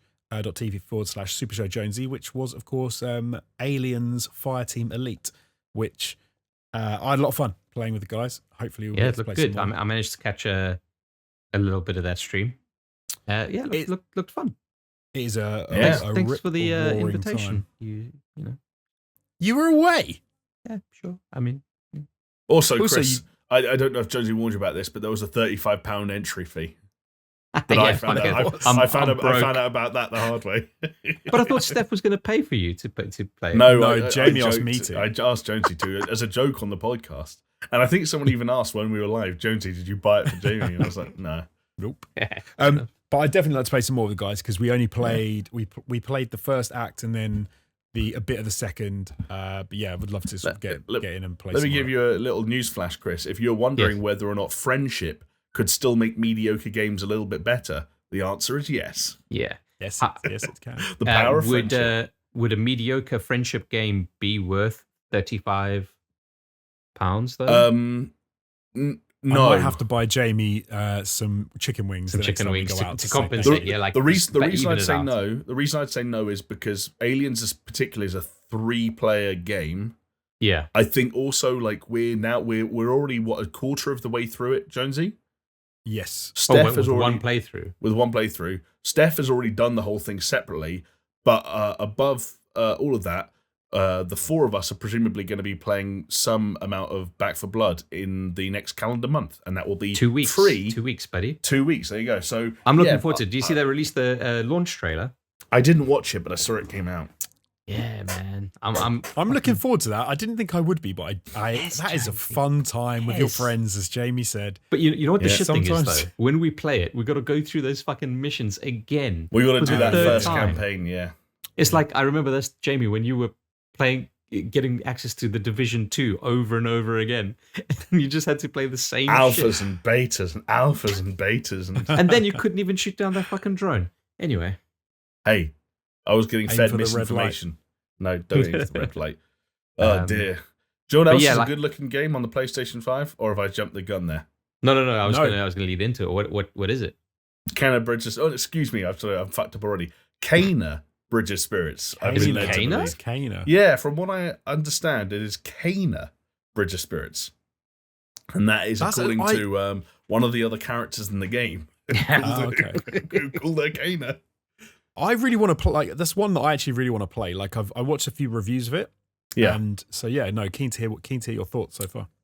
It feels really solid. It's one of those ones where, like, I feel like it's nice to be able to talk about, because after 3 weeks of sort of having to almost explain Deathloop as you're appraising it, Kana is very much it wears its heart on its sleeve. You know, it is a bit of a, I'm not going to call it a throwback game necessarily, because that sounds almost like a little bit, I don't know, it's not necessarily like a negative thing to say. There's no negative connotations. But you know what I mean? It's got some old school sentimentality there. You know, it's a fairly traditional action platformer that would not have felt unwelcome in a bygone era.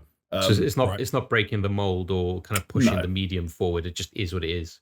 Exactly. The things that help it push forward a little bit are, firstly, I think you only have to watch one of the trailers to see this, but the visuals are really, really impressive. And I think we talked before about how they're an animation house, Ember Lab, and Chris, we both saw that Majora's Mask animation years ago now. Yeah. And it's no surprise in that sense that, especially in the cinematics and the cutscenes, that stuff has translated into some really impressive visuals. And it's cool how, you want to talk about PlayStation exclusive, on console at least, third-person action platforms, and look at, the kind of the shine and the polish of Ratchet and Clank, and say, hey, this is probably a smaller team with a lot less money, and how they use some really nice cinematic qualities, the usual things like lighting and depth of field and stuff like that, and just sort of like a good consistency across their art design to create this really strong, cohesive look that does, at times, slip into that sort of, I know it's a cliche, but that kind of Pixar, there's some of that. There really is some of that. Whereas Ratchet and Clank was kind of on the nose, and it was so sharp and so polished, it got there by that means. Kana kind of gets there just again through almost like having just a slightly more cinematic eye for what creates a cinematic image. So and I think more authored. Yes, more authored, and just how can we get more out of less? We're going to have less assets. Our assets are going to be, have slightly less polygons. But how do we make this all work? And it does come together in a really nice, cohesive way. Still a decent amount of environmental variety. World design that never feels too linear nor too broad. It kind of treads a nice fine line. A handful of hours I've played, nice progression in terms of abilities. You start fairly simple, heavy and light combos. Then there are these little sort of Pikmin style things called the Rot that kind of join you, and they are used for not just puzzle solving but also combat. And I got a bow, and it kind of, there's a good variety between puzzles and combat. And it kind of just ticks a lot of those boxes that I think a lot of people sometimes just need ticked. And also, I feel that reading some of the reviews where they're saying it's a bit middling, it's a bit this, it's a bit that, and it's almost like saying guys, this is the first game from a studio, like we said, made up of animators. It's an impressive feat either which way. Yeah. I think you'll look at it, and if you can look, especially if you look at the game in motion, the gameplay, and say, yeah, that's a bit of me. I want to double jump from tree to tree for a bit. Then I want to do a combat puzzle. Then I want to do a puzzle where I have to move this thing onto a block over there. And if that's what you want in your life right now, then Kana's that game. And it's kind of cool that something that simple and yet at times well refined exists right now. So it's like a comfort food, is what you're saying. It's not like fine dining, but it is comfort food. It's your spaghetti bolognese. So it's I think it's actually that's what I need. It's comfort food being served in a weird independent vegan restaurant. Do you know if it was an ice cream, what ice cream would it be? Damn. Neapolitan. I was a little bit of everything. My first thought was rum and raisin, but that's absolutely not true. I don't know what it would be. It would be like a mint choc chip, I think.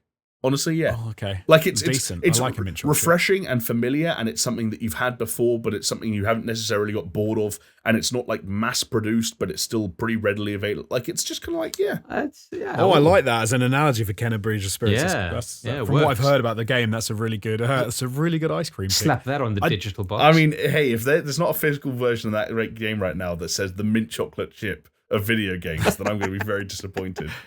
There's something else to be said, I think, for the length of game that it is, because it is a visual feast, right? But I think it's only 8 to 9 hours in length. I don't think it's a particularly long game. Mate, you don't need you don't need more than that. I need to start like a movement of championing this shit. No, I completely agree. Yeah. Like, if you don't need to always sit down and play a 50-hour game, so I think Ghost of Tsushima, like I'm saying, is a 25-hour game if you ignore like most of the side quests. Yeah, like you're talking like 50 odd hours probably to play that game to get all the way through. But something like this, which is a linear adventure story game, if you can get through it in like 8 to 9 hours and it looks amazing and it's well put together, you can have a damn good time. So yeah, I think people will again, it is, what you see is what you get broadly, and there's not that much filler. There's some light RPG mechanics in there, but like I'm not gonna get used to that. She's got one weapon, she gets some new abilities that you invest in over a passage of time, but it's not like crazy RPG systems, it's not crazy backtracking, it's not crazy side quests. There's just the right amount of shit along the way. So what you're saying is it's the spiritual successor to Star Fox Adventures. Damn. You okay, interesting. Have I hit the nail on the head? Yeah. Whoa. Do you know what? It's not a million miles from a Star Fox Adventures like experience. But I'm not going to say it's. I don't know. You kind of put if Miyamoto saw that prototype, he'd be like, Star Fox Adventures. Yeah. So basically, Kana used to be a dinosaur, and the rest is history. I think that's what we can glean from that. I don't know why I get this feel from what I've seen of the trailers, but it made me think of like Enslaved Odyssey to the West. Like that's the sort of. I think it's just like I don't know why, but I think it feels like even more. I think it feels even more throwback than that. It feels like pre-emo Jack and Daxter sometimes. Right. Okay. Like you're a character, right? Like more again, then you had kind of like stealth elements, but without and like photography elements, and like shit, yeah. Guys, we're talking about a 3D action adventure platformer where you're running around who is a character who can jump and double jump, has a light and a heavy attack with a stick, has a bow and arrow, and like yes, there are some elements that complicate it, like the rot, but like this really is just playing about a solid. This really is about playing a solid third-person action adventure game in a very pretty world that's well presented and has a surprisingly interesting world and narrative and sort of like narrative backdrops and elements. It's not perfect, of course it's not, but it's good. Nice. It's trying to be positive. Do you notice that? I think you nailed it with the mint choc chip analogy. I mean, like, you know what? I'm glad that's of all that talking. I'm glad that's the one thing. That became you didn't need to waste your breath on that one. But yeah, the only problem is now I really want some mint choc chip ice cream. So that's. Do you know what my little secret is? And this is nothing to do with my opinions on Kana. I don't like mint flavored anything. Wow. Don't like mint chocolate. Don't like mint chocolate chip ice cream. Is that why you never brushed your teeth when we were working together? Oh, this was that like. Yeah, it was that. No, he did, but he used the dog paste that the dog uses. It was pate and beef. Oh, Jesus Christ! I'm trying not to picture these things because I'll gag. Can confirm that Jamie's breath did not smell. Yeah, moving on. Well, Chris, I would say Chris, you. Is that we're just mispronouncing Chris Spirits now? Everyone's name has to be pronounced different. No, Ali Chris Spirits. Chris, did you get to play anything because you were in Greece? Greece in Greece. Greece in Greece. Greasy. I didn't. Now, usually when I go traveling, I take my Switch with me, right? But I was like, it's what it's made for. Perfect. Yeah, but the little one, all right, the young one, the young man in my life, the apple of my eye, as it were, is entered a very kind of like trying phase, should we put it this way? And I know that with close proximity means zero time to myself. And that's pretty much what Greece was for me. It was like, it's very nice, but it was fucking not relaxing whatsoever. And I need a fucking holiday from my holiday, put it that way. So no, I didn't even bother to take my Switch because I knew what was... You'd have no time. Yeah, it's just like, it's mental, right? Like, the thing is like, having a kid here in London, it's like, okay, try to get him to bed between like 7 and 8. He fights it until about 9 or 10, and then he goes down. And you got like, no, but like, you get like a few hours to yourself before you turn in and rinse and repeat. But in Greece, because we were trying to keep him on UK time, so we didn't stuff ourselves over when we came back, that meant that effectively he was going to sleep at midnight each night, as were we. Right, okay. Yeah, Oh, it's mental, God, right? okay, Like, wow, yeah. and because of like the island lifestyle as well. Like you go to a restaurant there and you sit there for 2 hours, just like picking at food and just enjoying the kind of atmosphere. Uh, and there's a lot of kind of like stimulation for him, so he was very much like wired the whole time. So yeah, it was kind of like I've got no time to myself, so I'm not even gonna fucking try.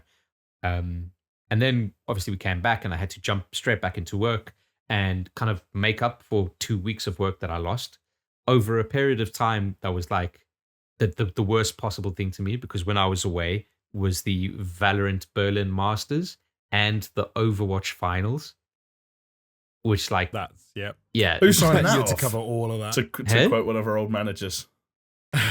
yeah, exactly. So it wasn't an ideal time for me to be away, and there was a lot of stuff to kind of catch up on when I went back to work. But the only thing I did manage to do, fellas, and it's a game that I've kind of talked ad nauseum, but I'm going to bring it up again because I managed to get back to streaming last night. Twitch.tv/Hot Panic. Playing some more Dark Souls, just kind of jumping back into it. I hadn't played it since, I believe, my birthday stream. So since 4th of July? Yeah. Which is kind of mad to Yeah, think wow, about. quite a while, yeah. Yeah, it's quite a while. But yeah, had a, I don't want to say a good time because it was fucking dog. It was like one of the worst areas in Dark Souls, which is like, what's it called? New Londo, getting into the Four Kings. And just that area just got these like fucking ghosts. We have to use a specific fucking weapon. It's just like, I was just getting gangbanged all over the place by ghosts. It was not cool. Did you get through that area? I managed to get to the Four Kings twice in 2 separate occasions. It got like, because the thing is like with Dark Souls, like unless you were looking at guides and stuff, which I'm not really doing, you got to go into a boss and the boss has to slap you around for a bit so you can learn its patterns, right? Well, you've got Joel Asp in the chat, so. I've got Joel Asp and shout out to Shell Shock. I always kind of. And Shell Shock, there you go. Yeah. They do, but they're also trying not to interfere too much, which I can respect. And then on the flip side, you've probably got like ASB feeding you lies about like ways to get one shot. Yeah, exactly. And Mr. Lol's telling me how shit I am. So that's all very, very good and conducive to like good streams, right? But yeah, no, just what I'm trying to do is just get back into streaming like in a more kind of structured way, which I hope to do. Because the thing, fellas, that I hate to say it, but I was getting... That's like the most stressful thing. Getting back into streaming, like I'm going to play Dark Souls, is like the most stressful way I know, but getting back into streaming. And it is, Jones. You know what? You're absolutely right. It fucking is. But the thing is, like, I want to finish Dark Souls soon, and I'm nowhere near kind of the end of it because I want to play Elden Ring, not necessarily on stream, maybe, but and I want to finish Dark Souls before Elden Ring comes along. Right. And if I'm only playing Dark Souls when I'm streaming, like that's limited amounts of time that I can do it in. So I got to try and soldier through it. Plus, I mean, Back 4 Blood's going to come out. We're going to be streaming that. I'm sure going to have a lot of fun with that. But yeah, just when I was in Greece, I was kind of thinking to myself, like, man, I just miss content creation as a whole. Like, I really kind of got the itch and the bug. I became, yes, Jamie, I know we make a fucking podcast, you smart ass. No, but also isn't your job, like, you're the head of content creation? I'm the head of the video department, but I'm not creating the content myself. I'm managing people creating content. Chris wants to make the sausage. He doesn't just want to package it. Exactly, mate. I want to make it, I want to package it, and I want to eat it. And then I want to regurgitate it. And if only you'd had 18 months prior where you had just had completely free reign to do anything you'd have wanted. No, but this is what I was... With absolutely no like problems if it succeeded or failed. No, but you see, this is the kind of difference where I did kind of mention this on the stream, where like having a paycheck behind doing that is very different because I didn't have a paycheck. Essentially, what I did is I was the stay-at-home dad, right? You know, and it's like, yes, I had free time, but that free time was like, oh well, I'd have to sort out the house and do this and do that because guess what, the wife's bringing in the money, so I got to kind of do my end of the bargain, as it were, which was kind of a shit way of thinking. But not to say as well, not to say that I couldn't have done it. I definitely have a lot of regret with, you know, hindsight. You say, I should have done more. At the time, I didn't feel like I could do more. But yeah, a couple of things that kind of cropped up that reminded me of stuff like finding a couple of hacks to find a few of the old ATG plays live streams. I think Jamie's gone again. No, he's there. He's blinked. No, I'm just thinking. Yeah. Getting some links to some old ATG live streams, like, workarounds.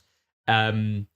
You had shared a story of a gaming channel that seems to have went through a relatively similar time to what we did. That got the kind of cogs turning as well. And it's just like all this stuff. And it's just like, man, I just kind of like miss it. I really do. And I wish that we had the time and the focus and the proximity even to have made SuperShow into a follow-up to what ATG was in a way. But yeah, that's the way the cookie crumbles. Yes, it's difficult. It's difficult. Like, there's also like very specific reasons why ATG could be the way ATG was, and the SuperShow wasn't able to be the way that SuperShow ATG was. 100%. Like, not least of all, because we went from a 6-man, 7-man team of paid people to a 3-man team of not paid people. Yeah, who are all trying to do their get paid doing different shit. Yeah, so, and not so only hard. That, because in the chat of my stream, shout out to all the people that joined in. Thank you very much. In the chat on the stream, they're like, oh, well, like if you really want to make a success of it, what you could do is just make some 6 lists. And I was like, even if I do manage to do something, and even if by some chance I manage to rope you guys in, probably the last thing we're going to want to do is like fucking 6 lists or lists. Oh yeah.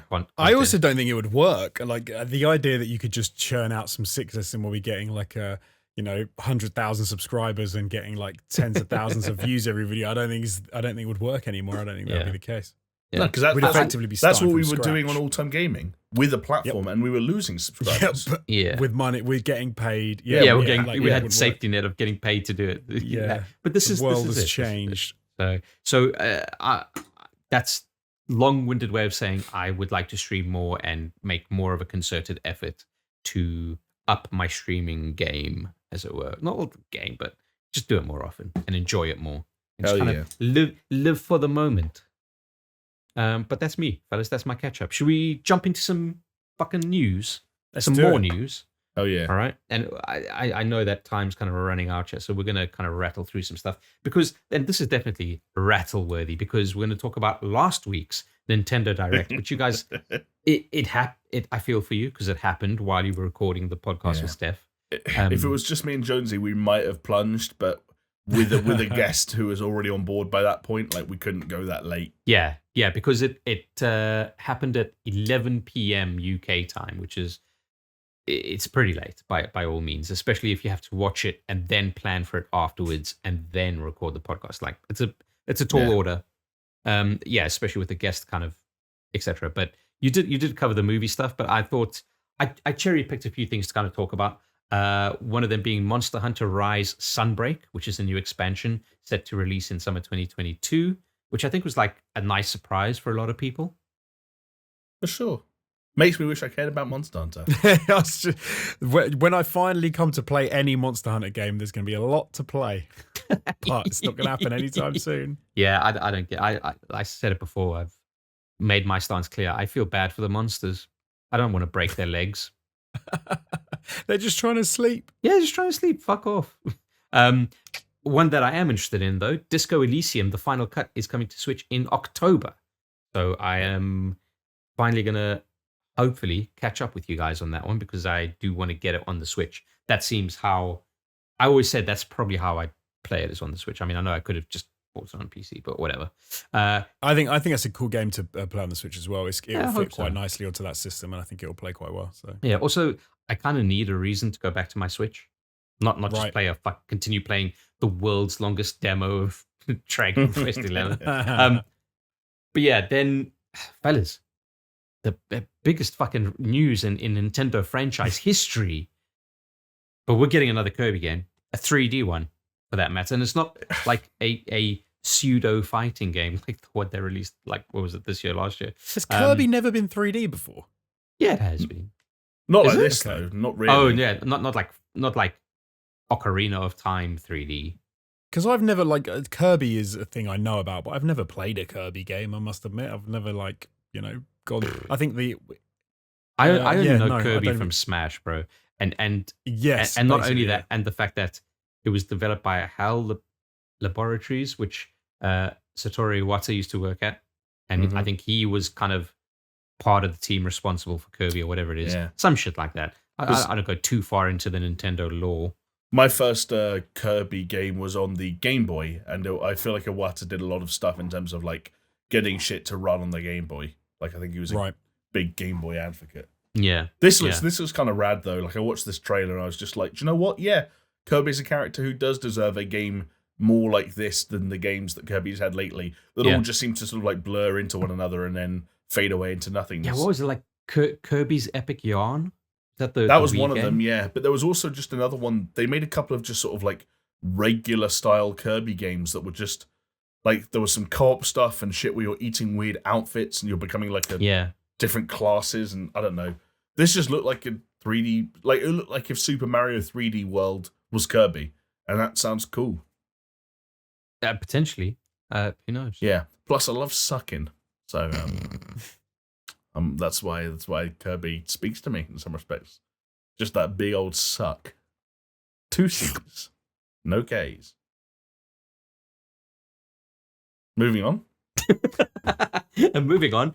This was an interesting one. Dying Light 2: Stay Human, a game that, by all means, might not ever come out. Who knows? It has been pushed, but yes, Dying Light 2: Stay Human is getting a cloud edition for the Switch in February. While the first game in the series is also coming to the platform, just in a normal, bog standard format. Jonesy, this is your territory, fucking written all over it. I mean, I know it's not the ideal platform to play this game. You're going to want to play it on your fucking high-powered PC or your fucking... Yeah, I'm not going to touch this on Switch, but at least for people who've got a Switch, they can play it, and it's not going to look bad because it's a cloud edition. It's not going to be running onto the hardware, I guess, of the Switch itself. Even the first one coming to Switch, I think, is interesting because that's still a game that still looks good. I would have thought, yeah, it looks good. I would have thought it'd struggle to run on the Switch in some but they got Doom but Eternal on the fucking thing running natively. Like that's it. To be fair, that's true. Yeah, they're obviously going to tweak around some stuff and get it working. But you saying that this game might never come out, I think it definitely will be coming out because some other news we heard today is, of course, that Rosario Dawson has joined the cast, the most attractive woman in the world. So I'm just going to throw that out there. So, nice. Shocking behavior. Fair enough. Fantastic, of course. Fantastic actress, of course. But main point, she's damn hot. So great ass. Who's so weird? She's married. Or she's married. She's going out with a dude who ran for president when like Donald Trump did. Jeb Bush. I can't remember his name. Anthony Weiner. Bush.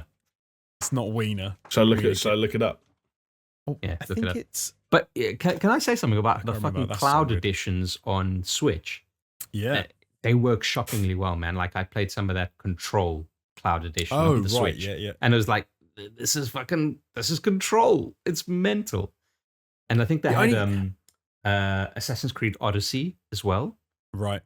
It's just like, see that? Man. Yeah, if you can get them cloud versions, then there's no reason they can't just look really good. So why? I mean, why or run well? So why not? And also, if you're playing other games, like people play all sorts of games on the Switch now, of course. So if they're used to those controls, like have at it, like go to town, do whatever you want. I don't see why you shouldn't have any game you can play on a console on the Switch. I think you can, for right old time. Yeah, go on. His name is Cory Booker. Cory Booker, that's it. Oh wow, Cory Booker, really? Exactly like that. So all you need is. Have you seen what Cory Booker looks like? Yeah. He looks like this dude is punching way above his fucking... I just typed in Cory Booker. Not Cory. He looks like Kurt Angle mixed with RuPaul. I like it. It works. But he's definitely punching above his weight with fucking Rosario Dawson. Oh, yeah. Like, but this is the thing, right? He looks like he had a brief stint in porn. Now he regrets it. Yeah, maybe he did. But powerful dudes can get very attractive wives, and that's not so. I don't think looks matter. When Speaking from experience, Jonesy. Unfortunately, not. I've never had power. But I do have a very attractive wife, so apparently it didn't matter in my case. She must have felt sorry for me. What can I say? Just pray she keeps on feeling sorry for you, buddy. Yeah. And another one is Metroid Dread, fellas. It's coming out next week, in fact, and I believe it is sold out on Amazon and is like the number one Amazon, like people number are one so selling fucking game on Amazon. stupid, man. Video games are digital nowadays. They get with the times. There's no such thing as a sold out video game. Idiots.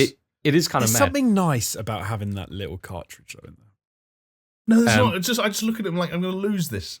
I'm gonna get smart, try and put it in a wallet, and then lose it. And you know what? I also say, Chris, one on the topic of Metroid Dread, some previews for that game hit this week, and like most of them, it must have been in some press release, like when the DualSense kept being called Wild. Everyone was calling this game like terrifying or scary. Yeah. And I'll tell you what, if you wanted to write a press release that put me off a Metroid game, call it scary. I'm not playing it. Don't care. I don't want to get chased by that thing. Don't care don't care if it's got a cute kind of feminine name. Not getting chased by it. Not me. Wow. I haven't got time for that. I'm getting a fucking Steam box instead. What are they called? Steam Deck. Oh, Steam Deck. Did you see the benchmarks that were leaked for the Steam Deck from the developers? Benchmarks for the Steam Deck? Yeah. What do you mean benchmarks? They benchmarked some like basically some games. I see. So it's like Cyberpunk running at 30 FPS at 720p on that fucking machine. Yeah, sounds about right. Yeah, but which version of Cyberpunk? Is it the nice, slick, smooth version, or is it like one pedestrian version? Yeah, good question. No, but I think a lot of people were very surprised by kind of the power that was pumping out of that thing. The power of the power that was pumping out of it. But yeah, we'll find out this Christmas. Are you? Probably. I'm an idiot, so. This is true. Going back to Nintendo Switch Online membership service is getting an expansion pack as the N64 and Sega Genesis have joined the ranks. So a bunch of titles and, of course, classic controllers for sales. Now, this is an interesting one because the N64 stuff is coming as NTSC versions, which means 50 hertz as opposed to 60 hertz, which is what the UK people... And we had this when they had the was it the PlayStation Mini or whatever it was fucking called, where that was all PAL and then NTSC. And when people in PAL regions played the game, they were like, "Why is this game so fucking slow?" So we got that again, and then the Sega Genesis controller in Japan, you get the 6-button version, and the rest of the world you get the 3-button version. So fucking go figure. Wow. And even worse, which no one is fucking talking about, is why didn't they split this thing down the middle so you could attach it to the Switch on either of the fucking controllers? Like when they announced the Switch, didn't we say like, oh, how fucking amazing, what an amazing idea. You could make any kind of controllers, fucking slice it down the middle and just attach it on those fucking rails. And that has never materialized except for third parties. I think, Jamie, you've got a third party one that's like bigger grips, right? For your the hoary your split sausage pad. finger. Your sausage fingers. Exactly, yeah. My big fat sweaty palms. But then, like, if you split an N64 controller down the middle, where's the analog stick? It's not half on one side, half on the other. It's not my job to figure it out, Jamie. So you put it on the side that you use it. You put it on the side that you use with which thumb? Yeah, it'd probably be on the right hand side, right? No, left. No, right. Oh, no, Jamie's right. It is left. No, it is it's left. right. Wait, you played No, it's not GoldenEye. right. You moved the character in GoldenEye. Right, you moved James Bond with your right thumb. Oh God, hold on. Let me. No, you didn't. There's no. The right hand was for the like XYZ, A B X Y whatever, and then your exactly. You'd have had to flip over like that. No, I did hold the N64 controller really weird. But I don't think it would have been my right thumb. I think it would have been my left. Jonesy was one of those people that held it like upside down. Oh, no, do you know what I used to do? So I held the... okay. So, because obviously you have you have like the thing in the middle with the trigger and then the joystick, right? So that's how you're supposed to hold it. Yeah. I used to hold it so that I held my left hand over the top of the N64 controller. Yeah. So where the shoulder button was, my left thumb on the joystick, right? And then my right hand would be sitting like holding the middle bit of the controller. So my right finger could pull the trigger. And then to use the D-pad and stuff, I used to have to use my right thumb to do that. What the... You are mental. I hated that controller so much. I think it was absolutely and yet awful. it's such a great controller, actually. But I could not have. I just hated it with a passion. wow. Well, there you go. There you go.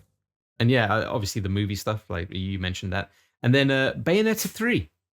Finally, fucking more shit coming out. It was something like, 3 years prior that they'd shown something.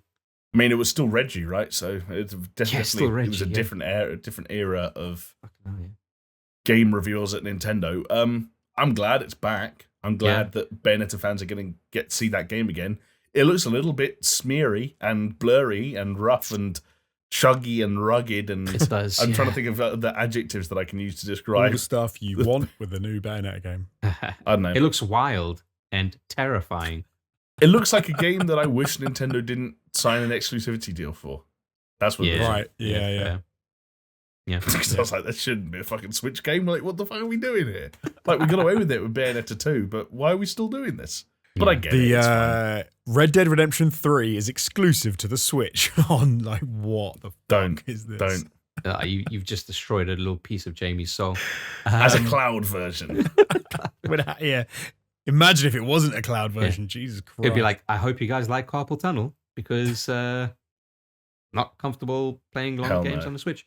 Hell no. In other Nintendo Switch news, fellas, Forbes came out and we're talking about, stoking the fires again about a Nintendo Switch Pro. I mean, the OLED is pretty much just come out or is still to come out, but it's fucking in people's hands and people are already fucking banging on about Switch Pro. When will we learn? But anyway, you'd think from Forbes and kind of the pedigree that they're trying to build up with the stuff that they are kind of covering, it's a bit of an interesting one. There must be some reasoning behind it. And apparently they spoke to anywhere between 11 and 13 developers who said that they have received toolkits from Nintendo to create content create their games, publish their games in 4K. And since then, Nintendo, in a rare move, have come out and categorically denied the allegations. I find this whole thing so confusing, I just want to say. Yeah, totally. I only have one angle that I can imagine that this is, right? Kurt Angle. Forbes have some sources that have said that this might be true. And if Forbes have decided that if they stick to their guns and it's true, then they will be heralded as like, oh wow, Forbes were right, everyone else was wrong, blah blah blah blah blah. They knew. And if they're wrong, everyone will just forget and no one will give a shit. So what are we going to lose by just sticking to it? Yeah, like a little bit of maybe bad press if it fucking, like, who cares? Move on. But it felt like when the OLED model was announced and not a 4K model, people already had that window where they could have forgotten all about Forbes and their reporting. And now the same reporter is back in there again being like, no, it will be 4K eventually. Look, now even developers are telling me they've got it. And one of the developers that was named, Zynga, traditionally sort of like a mobile and online developer, but they are said to be in the process of making console games or specifically Switch games. They came out and said, no, that's not true. So now you've literally got this reporter going back at it and say, Nintendo are making this, and I can prove it because look, this company have got one, and this company have now turned around and said, no, we don't. Yeah, so it's literally like a public he said, she said, she said. But it gets even better, right? Battered. It's even better because what's happening clearly, whether the Pro exists or not, right? Like, Nintendo need to protect their businesses. They've just launched an OLED model, and now there's a report saying, effectively, don't buy the OLED model because there's another better model fucking in the works. Mm-hmm. So just wait. That's effectively what people can read from that. Yes. So that's why I think in the rare move that Nintendo did is they came out and said it's not true. Right? Because usually Nintendo just keeps quiet and say no comment, etc. Also, because it could absolutely affect sales, especially coming up towards like. And that's why I think that they said we're in Q4. It's Christmas. The OLED's coming out. Like, and then I could entirely see Nintendo sending an angry email to Zynga and saying, "You better tell them that you don't have this because we'll fucking pull your licensing agreement or whatever it is." Yeah, you're right. It's almost like when someone gives away their source. And it's like that was the last thing you should do, because then they can put pressure on on whoever that is to say you better join the team, otherwise you're going to get fucking 86th from any future stuff we do. Yeah. So maybe you're right. Maybe that's exactly like with what you guys are mentioning, Nintendo did name drop their investors in their response. Like at some point, it does become a concern for them. It's business, bro. That's all it is. Absolutely proved. There is a 4K Switch coming out. It will be out next year. Yeah, with an OLED panel. So don't buy it now. Yeah. Like he's going to be right eventually, right? The OLED model is not going to be the only Switch revision ever. Like it's barely a Switch revision as it is. They're gonna get so annoyed by this. They're going straight to 8K, no 4K. Did you guys see that the first game that's rendering internally at 8K on the PS5 and Xbox One, Xbox Series X is like out now? Yeah, isn't it called Abandoned? And it's got 30K textures. No, that's a good one, but it's like an actual thing. It's called The Tourist, but it's spelled TOURYST. Oh, but that's like a voxel game or something. Isn't it is a voxel game, but it renders internally at 7680 by 4320 and still runs at 60 frames a second. Fucking hell. Why? Because they became the first ever game to do it, and that's a good title to have, I guess. It's a headline, yeah. Yeah, it sells. It's a headline. Now, I tell you what, Jonesy, had I heard of The Tourist? Analogy for... Jonesy, do you know which game I hadn't heard of yesterday? Was it that game? The Tourist, yeah. What a headline. You know what is another headline, fellas? Sony today confirmed that they have bought Blue Point Games, which is... Hell yeah. That's cool, man. I like this. It is cool, but it's almost like one of these things that like I get tired of it. It's like when they bought Insomniac, right? They're like, oh yeah, here's this game studio that for the past 5 years has exclusively been making PlayStation games. We bought them. It's like, well, you were so fucking aligned anyway. It might as well. Yeah. Like it doesn't seem like as big a fucking announcement as I don't know. Maybe that's just me. It's almost like an inevitability thing, fucking obviously. I get you. But it means it cool. It doesn't have like the shock factor or the wow factor of like a Microsoft and Bethesda, but it's still neat. Yeah. Plus, I guess what is also cool about it is you look at there was like a little video graphic that said "Welcome to the family" for PlayStation Studios, and it was like all of the the games from the different PlayStation studios. You're like, that's pretty fucking stacked, right? That's cool. Yeah. That's cool. And I reckon there'll be more. Dude, you got to understand, we're entering into this fucking arms race now. Like now, all bets are off. Like acquisitions are going to be the biggest thing to happen in gaming now for like the next couple of years. It's crazy how like it's like the new platform wars, right? The console wars. The new console wars is now acquisition wars. Who can spend the most money to buy the most and highest tier developers? It's also crazy that like the video games and like movies and TV shows are kind of coalescing on that front, where, and admittedly theirs is less acquisition of like studios, and more acquisitions of, but the battleground is content, right? And what you're seeing more and more is like, how can we, whether it's like a Matrix sequel, or whether it's a Goodfellas, Sopranos prequel, or bringing back Curb Your Enthusiasm. Like, it's all about content, and content for a lot of people begins and ends with like recognition, and that's where we've been at for the last 2 generations of games with remasters and remakes. Yeah, which is like it's almost like everything's coalescing, and now because of the battle is services, and services are won by content. Like it's kind of crazy how it's. It's only gonna get crazier.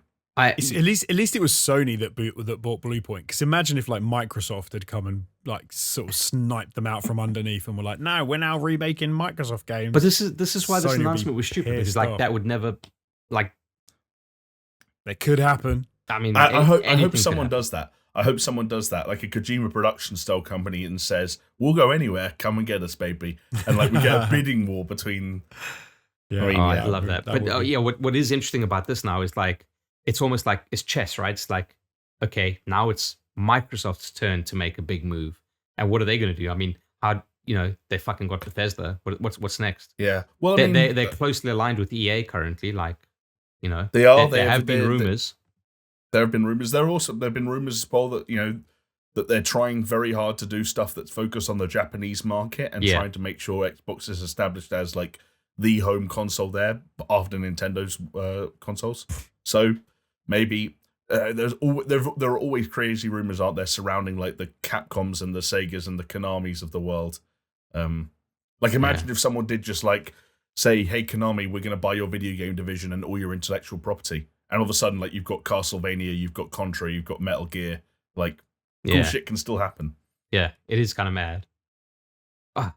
That's what I like about the story is like the possibilities, right? Like it is even the possibilities of Blue Point. Like what does that if they are kind of like the remake or remaster specialists? Yeah, what's next on their slate? I mean, there's obviously been that rumored Metal Gear. I mean, they could also do their own fucking thing. They've claimed in the statement the president put out today, he said that they are working on original content. Yeah. Which some people have interpreted as like, does that mean original content in a not original IP? Like the people, because that's interesting. Yeah. I think I'm in two minds about this. I think there's kind of like a sort of the other guy style thing of like, I'm a peacock, you gotta let me fly. Like they clearly have talented developers. They showed with Shadow of the Colossus and Demon's Souls especially that their art and tech pipelines are very good and that they can make stuff. But at the same time, when a studio is that good at remaking games, wouldn't it be nice to just get one last hit? Like one last little one last, like it's the heroin part. Just a cheeky little, one more. like a Siphon Filter or a Parasite Eve. Just one more, like either of those got me fucking chills, buddy. Like just imagine, like why would you not? One more. If you were Sony, why would you not expand them and just do both of those things? Why would you have to pick and choose right now? Because now they've got them actually under the umbrella. That is the other thing that Sony are doing, right? Is like we saw with Insomniac, where they're just like, you guys are good. What if you hired so many people you made 3 games at once? So who knows? Maybe Blue Point could go the same road.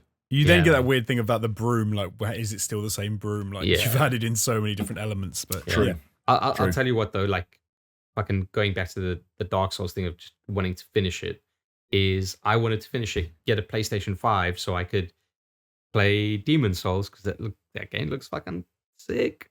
And then it's also like, what do I play Elden Ring on? Do I play it on PC or do I play it on PlayStation? And then I've got myself thinking, well, am I even going to buy a PlayStation this year? Am I going to get my hands on one, or am I just going to decide to not get one because I've got other stuff to play that isn't going to be focused on PlayStation? So, there's a lot of fucking snap, crackle, pops in my head. But yeah, it's interesting. News items like that are kind of like under the radar. There's like not like big fucking marquee, flashy things, but I love them the most because of the possibility. Like, what does Microsoft do? What can Blue Point do? What happens next? Mm-hmm. I just like it. It just makes me giddy. And something else that makes people giddy is The Last of Us. Whether they are knocking The Last of Us Part 2 or loving The Last of Us Part 2, we had The Last of Us Day, where it's a fan event. They talk about all things Last of Us, and we've got a few interesting things. Some of it's pretty cool, like showing us a single fucking still from the HBO Last of Us show. Just give us a fucking trailer on Last of Us Day. Is there not a better time? Go fuck yourself. But it seemed fairly faithful and true. But they were wearing the right clothes. Yeah, they were wearing the right clothes, and Pedro Pascal had the right kind of like off-centered shoulder kind of thing of like nonchalance, surviving in a post whatever. The thing that interests me the most out of all of this is Naughty Dog giving a brief update on the upcoming multiplayer project, and basically all they said is, in short, we're working on it, and we'll announce it when it's done. Right? Yes, basically. And I fucking hate when they do that, because guaranteed what's going to happen is they're not going to announce it when it's done. They're going to announce it before it's done, or when it is done, but then say, oh, yeah, it's coming out in 6 months' time. If you say to me, Jamie and Jonesy, that you're going to announce it when it's done, I expect you to fucking shadow drop it and just be like, boom, there we go, it's done. It's out now. Go play it. Go fuck yourself. Here is the multiplayer, and it releases today. And you're like, it's like, ready when it's done. Okay. Well, but marketing and PR they exist. I don't care. I know what Chris means though. It was almost like a. Don't say it then. It's such such like a far off date, because not only have you got to wait for them to do the announcement, you've got to wait for it to actually come out and go through the cycle of like marketing and everything. So it just makes it feel like it's basically longer away. Jamie, what I wanted to see them do is grow big cojones and put the cojones where their mouth is. So with regards to Last of Us Day, what should they have done then? No, I don't know. But not said nothing. Well, because then they get accused of a lack of communication. No, but it's this kind of thing, like, oh, let's announce Elder Scrolls 6, right? And show a fucking splash screen. Okay. Yeah. Oh yeah, we're not working on it. It's years away because the tech still needs to come. Hey, do you know why? Don't fucking say anything then. This is why we can't have nice things. Do you know why they did that? Tell me. Because they have that show. They're there. Trailer plays. Big pop. Audience goes crazy. Twitter goes crazy. It's trending. It's on Reddit. It's on YouTube. Blah, blah, blah. Tens of millions of views. Do you know what the alternative is? Jeff Grubb article 6 months down the line. And the secret's out. Like, which would you rather if you worked in PR? I know which I'd rather. Oh, like, VGC have corroborated reports from Eurogamer that this game's fucking being developed. Like, how many times do we have to hear that before it's like, hey, announce the thing you got. Like, it's going to get out. Yeah. I totally get why people are going in that direction. Does it kind of suck? Yeah, it does. It just kind of suck. It does suck, and I'm getting sick and tired of it. Yeah, you know what grinds my gears? This. Yeah, this. Yeah, I figured. I'm looking forward to that show though. I was there, for some reason. I'm on a cycle where like every 6 to 12 months I remember Chernobyl exists. Not the city or the event itself, but the TV show. The HBO show, the HBO Sky. Yeah, HBO Sky Atlantic kind of like thing, which is a lot of the same creative heads behind it as are working on this, and I remember just how so unbelievably good Chernobyl is/was.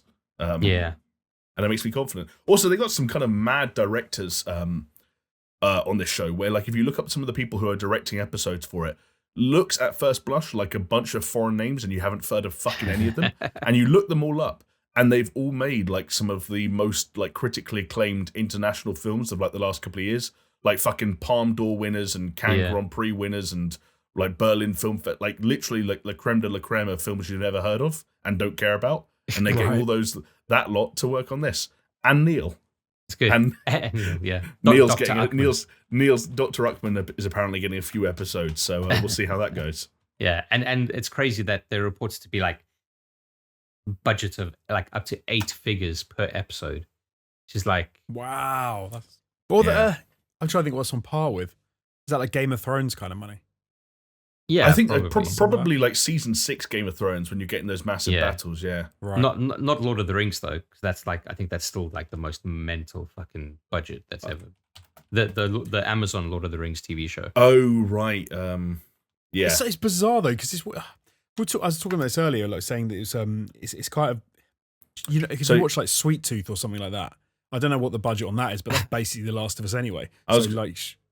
The final season of Game of Thrones got up to 15 million per episode. So yeah, exact same ballpark as latter day Game of Thrones. The only thing at the moment I'm a bit like about with that series, because I'm really looking forward to it coming out, but I don't like the casting of Pedro Pascal as well. I think it's inspired. I think it's shite. I'm down with it. I like. There are people who look more like Joel, sure, but I don't think that's a great way to cast a TV show. So I'm curious to see this version of it. Yeah. I think the look as a part is only a part. I think throw in Josh Brolin or Hugh Jackman in there just because he's like the ethnicity slightly more accurate and he looks more natural with a beard. Like fuck that. Like get the best actor. No, I'm just trying to think like what I've seen Pedro Pascal in. I don't think that I can't. It's not like it's not the look. It's like his acting. I can't imagine him being Joel. Maybe he'll be fine, but I don't know. I can imagine it. Would you rather he wear a helmet the whole time? But that's what I was going to say. Like, I don't even it feels like it's just because he's coming off the back of the Mandalorian that he's currently in favor at the moment, and he's and they think, oh yeah, he'll work really well, but I just can't imagine it. Then maybe he's that good an actor that it'll almost be like a Daniel Day-Lewis type deal where I think you can barely even tell that he's not the perfect person for the role. I think he'll be capable, sure.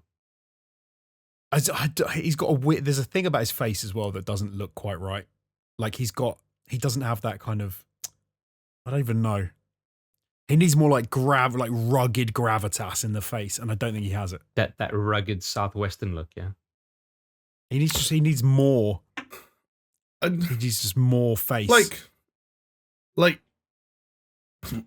I feel like we're just talking about what he looks like, and I feel like that's going to be the least. No, I am now. Thing. Yeah, I know. I think it's going to be the least important thing when we get to that show. I agree. It's the acting is how he acts it. I think is going to be the main thing. Like if you want, we could fucking record a whole podcast on the size of Bella Ramsey's forehead, but it's not going to matter when she's on stage getting her Emmy. Yeah, true.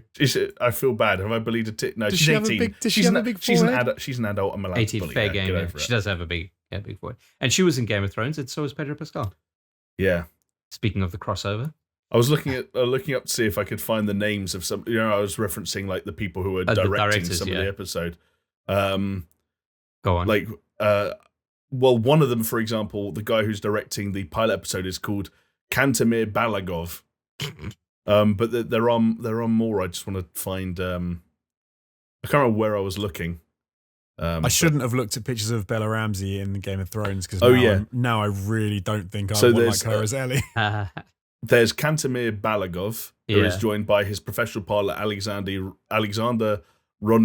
Rodniansky. Other episodes are being directed by the likes of Ali Abbasi and Jasmila Zabanic. I don't know who any of these people are. No, that's the thing. I didn't know who any of them are either. If you hear that kind of like without knowing what they've done, because we don't know what they've done, but we can assume, and from what we've heard, is like, hey, these like foreign films that are really highly praised. But if you didn't listen to any of that, you just heard those names, you're like, this is a fucking money laundering scam. Yeah, but like if I just pick up Serbians or something, last name, for example, I've never heard of her, but Jasmila Zabanic from Bosnia and Herzegovina. Her last film was called Quo Vadis Ida? ? Yeah. 100% on Rotten Tomatoes, 97% on Metacritic. Was the Bosnian entry for Best International Feature Film at the 1930 Academy Awards. Made the shortlist and was nominated. Audience Award at the 50th International Film Festival of Rotterdam. Best International Film Award at the Gothenburg Film Awards. It also got nominated for the BAFTA for Best Film Not in English Language. And she got nominated for Best Director at the BAFTAs herself. Nice. So it's like these people you've never heard of who just like made like films that are just like apparently ridiculously good. Mental. Like I'm sure it will be like they're throwing everything at it. It's going to be good. Like, don't get me wrong. Also, not to mention the fact that we've already played the game. We know the story. So it's not like they can do a Game of Thrones and completely fuck the story. No, exactly. We know that season. We also know that season 1 is the first game, which means again like fairly safe ground there. I can't wait until season 2. All the salt coming back out again. Whoever gets to play Abby is going to get absolutely that casting is going to be so fascinating. I reckon season 2 is going to take place between game 1 and 2. Nah, they can't, because how can you get that? You can't do that, man. You couldn't make a lore up. Of course they can, because what's going to happen is if this fucking does gangbusters, they're going to be like, you got to milk it. Like, you can't. No, Walking Dead style. There's not a third game for you to make a fucking season 3. 2 series. Jonesy, I'll have you know that Rodniansky said that the show is set to last several seasons, while Kenny claimed that it could last as many as 8. Mazin suggested that a second season is likely if the first is well received, and Druckmann said that the first season will cover the events of the first game. So that means that unless they do something which would be amazing. I could see the second game covered in 2 seasons. I was going to say the first season is the first game, but then they have like 5 seasons for the second game, and everyone is just like so annoyed that Abby is like the main character for like 3 seasons. Everyone's just. Oh, can you imagine? Like season 2 is just Abby. Season 3 is just fucking. Oh, that would be mental. But hey, do you know what? Like, if it does last 8 seasons, at least HBO have a great track record for what happens to their TV shows when they extend beyond what the original author had written, right? Yeah, true. So yeah, all on board. when they extend beyond the source material. Also, kind of fascinating. Like, yeah, sorry, I'm just gonna say, like, when you consider like Gabriel Luna is Tommy, which obviously because Pedro Pascal is Hispanic, like the brothers, and it's like you think like okay that makes sense, but then you think about Tommy in the context of The Last of Us Part 2, and you're like, shit, like that means Gabriel Luna's going to be doing like, do you remember like the sniper scene and stuff like that? Like, it's going to be Gabriel Luna now. Like, that's kind of mad. He was the Terminator. I don't know. Oh, he was in Dark Fate. He's like the latest, greatest Terminator. Yeah, the most recent Terminator. I think there's only one person I can think of playing older Abby, which has surely got to be Ronda Rousey. No, bro. If Ronda Rousey gets cast in The Last of Us, I'm not going to watch it. Come on, Cara June was Gina Carano. Bro, Pedro Pascal was in Mandalorian. Which Fast and Furious is Ronda Rousey in? Oh yeah, I can't remember. Fucking hell! I've seen it. I talked about Ed, Edd n Eddy earlier. The plank from Ed, Edd n Eddy gave a more lifelike performance than Ronda Rousey did. Wow! And he's called Plank. His name is Plank. But need I remind you that she's having a lot of acting experience now that she's in the WWE? Bro, she got dropped from, like, there was a point when Ronda Rousey was cast in like 3 films at once. What was that thing where it was like a Patrick Swayze film where he was like a bouncer for a bar on a road or something like that? Roadhouse? Roadhouse. Yeah, there was one point I think they were going to do a female Roadhouse remake with Ronda Rousey. And like she got like she lost in the UFC, went crazy, started crying, contemplated suicide, disappeared for ages, and then just everyone dropped her. Wow. Apart from Vince. Vince saw the light. He's the man. The McMahon. Yeah, cancelled remake in September 9th, 2015. It was announced that Ronda Rousey would star in a remake of Roadhouse. Plans from the movie fell through, and the movie was quietly cancelled in 2016. Fucking remake Roadhouse. There you go. Yeah. All right. But I could. Yeah, no, she won't be. She won't be Abby. But there you go. She would look the part. She's ripped, sure, but yeah, like there are other muscly women out there. She's probably not. I bet she's not even ripped anymore because she's not in. Is she still in WWE? Is it WWE? WWE? Is she still? I believe that technically speaking, yes, she is still in it. Or is she just not in active roster or whatever? I think that sometimes when you're like the big end of WWE, especially people who do lots of stuff in other things, like it's kind of like a thing that you come in and out. Yeah. Like John Cena's always in and out. I think, like obviously, like Brock Lesnar was out for a long time just then. I think he's just coming back now. I saw him the picture of him the other day with a new haircut. Like Roman Reigns was in and out for a little while, but that's because he was. I think he had cancer, or I think he had leukemia or something. I don't know, but like a lot of the bigger guys do. Yeah. And girls do go in and out. Oh yeah, they do, buddy. But then also, who's got the time to watch that much professional wrestling every week to keep up with it anyway? So I don't fucking know what's going on. I don't have 5 hours a week. I don't have 5 hours every Tuesday to find out what yes, Ronda you Rousey's do. doing in their life. No, I don't. What are you on about? Well, you don't until the person you work for says you do. And well, yeah, okay, yeah. If I got told that I had to watch 50 hours of WWE and in 2 days, yeah, then hey, that's what I'm paid for, right? Oh, she's had a baby with what's his name? Travis, the other fighter. I don't know who with Brown, Travis Brown. Yeah, that's why she's not been about. Well, yeah, because she's not going to wrestle with a baby in her belly, you dingus. But you know what? You said that. Do you know what's hilarious? I googled Ronda Rousey, and one of the first things that came up was Ronda Rousey to be the first woman to enter the octagon 8 months pregnant. Oh my god! 8 months pregnant. They must have like Hawaiian heritage because there's this very Hawaiian name here, and I'm not even going to try and pronounce it. Oh, please try. Please try. I think so. Their daughter is called La'akea Makalapuau. Makalapuau Kalanipo Brown. I love it when they do that, like ethnic name Brown. Yeah, I mean, if you guys can see the chat that we all have, that it's there. Let's see. Yeah, I saw it. I just can't say it. La'akea Makalapua Kalapapapinha Brown. I'm going to go with Chris's pronunciation. Nailed it. Oh, one thing I do know about Hawaiian is that it is very phonetic. Okay, good to know. Right. Good to know. Yeah. I don't know. I'll what bear means, that in but mind. okay. It's a very phonetic language. As you see it, you Matt read Aguilar it. It's here not like from any hidden kind of comicbook.com, things. and today I Like English is not a very phonetic language. Because every word like can have a billion different ways to say it, even though they're all spelt the same. Yeah, that's English. Yeah. Whereas It makes no sense at all. I think like the Hawaiian alphabet is only like 12 letters or something. What? Yeah. There's more than 12 letters in that fucking name. Hawaiian alphabet. Hold on. I've just realised the time and how long we've been recording. Yeah, for. hold on, but we might gotta need get to move on from. Yeah, this it's only 12 letters. Hawaiian. Those lazy pronunciation. fuckers. AEHIKLMNOPUNW. So is that why whenever you just say something like Mahakalaka Mukanakanika, everything just sounds Hawaiian? Yeah, Mahalo. Pretty much. That's why it must mean one of need long words because you need to get more. You can't have short because they've fewer letters, so you can have longer words. Yeah. Every town in Hawaii is called Honolulu. Like if you just guess, it's probably called. Yeah, it's like Honolulu. Honolulu, Honoluluwa, Honolulupu. Yeah, Add exactly. longer bits. I think we're just getting quite racial now, so we'll probably just stop. Kamehameha. And speaking of racial, The New World, a MMO about settling new worlds, coming from none other than Jeff Bezos' Amazon, has just launched, fellas. It is a new world out there with And- Amazon making yeah. video games. It is a new world. And with great power and success come great queue times, apparently, because there were 700,000 players on Steam, making it the second most popular game at the time. But it did mean that the servers were overloaded. Yeah. As you'd expect. I mean, 700,000 players, quite fucking mental. I would imagine that a lot of its success came down to Asmongold, to be honest. He's a needle mover.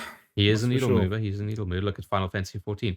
But there was a very interesting take in kind of saying, so Amazon is having these problems. Now you talk about Amazon as a company with maybe the most servers in the world, and they are having server issues. It's not a problem that's ever going to go away, folks. Not in this online crazy world that we live in, because guess what? A server issue is a lot more complex than people might give it credit for. And if Amazon can't crack it, no one's going to fucking crack it. Like half the internet runs on Amazon. Like, Amazon AWS goes down and all of a sudden, like, This all is a social load of medias- bollocks. It's not a load of bollocks at all. It is a load of bollocks. Jamie has made a point. It made a very good point before, and he said it before when we were talking about servers. And he said that the reason they don't get like buy up all the servers so they can make it so that it works like absolutely fine on day one is because they know with a little while into that game that there's not going to be anywhere near as many people playing the game. So they account for the number of people they think are actually going to be playing the game. I don't want to mischaracterize what you said, Jamie, before, but I think that's No, pretty much what you said. that's broadly it. It's like you don't look if your numbers tell you you're going to have 700,000 people day 1 and 30,000 people day 5, then you budget for day 5 and you eat the cost on days 1 through 4. And you know what ends up being more often than not good publicity, because you know what most of the people were going to interpret this article as? Wow, a lot more people are trying to play New World than I thought would. Maybe I should try too. Yeah, it's a good point. Like, so it's a mix between good publicity and not having to pay those incredibly short-sighted early upfront costs for server capacity that becomes useless probably from day 2 to 3 onwards. Fellas, I just figured Indefinitely. something out. You know how I've been saying Marvel's Avengers like gonna stop after they release Spider-Man? It's not, because they're only paying for like one server. It's cheap. It's cheap No, to run. Because there's only they're like not- there's only like 50 people playing. Bro, did you see the news this week? What? It's coming to Game Pass, Marvel's Avengers. Yes, no, I did see. So they're going to have to start spending a bit more money on server capacity because Maybe that Like, was he's- Microsoft even- said, give it to Games Pass. We'll take care of the servers. even I still no one's gonna saw buy it. that and I was like, God, if they've got cross save, I'll just transfer all my shit over and play it on PC like just once to see what happens. Maybe play the Black Panther shit. But then maybe I wouldn't do that anyway because Spider-Man is apparently still coming this year. PlayStation. Yeah, you And that played would be Spider-Man. PlayStation exclusive. exclusive. Yeah, so But that's it. But I don't know the server thing. I don't think that can ring true, right? Because I get what you're saying, Jamie, and I think it's a really good point. However, the idea that someone like Amazon can't be dynamic with what servers they've got and what's available to like meeting needs. Do you know what I think? I think the case with this game was that they just did not realize how popular it was going to be. They underestimated how many people are going to play this on day one for whatever reason. I think it's more like imagine if you were booking a theatre hall for your stand-up comedy show, Jonesy, and and you book the hall, but it's got no seating in it, and the person who leased the hall to you is like, right, you got to book seating from me. And it was like, how many seats do you want? And you're like, well, I don't really know because I'm expecting 500 people night one and then 50 people every night from then onwards.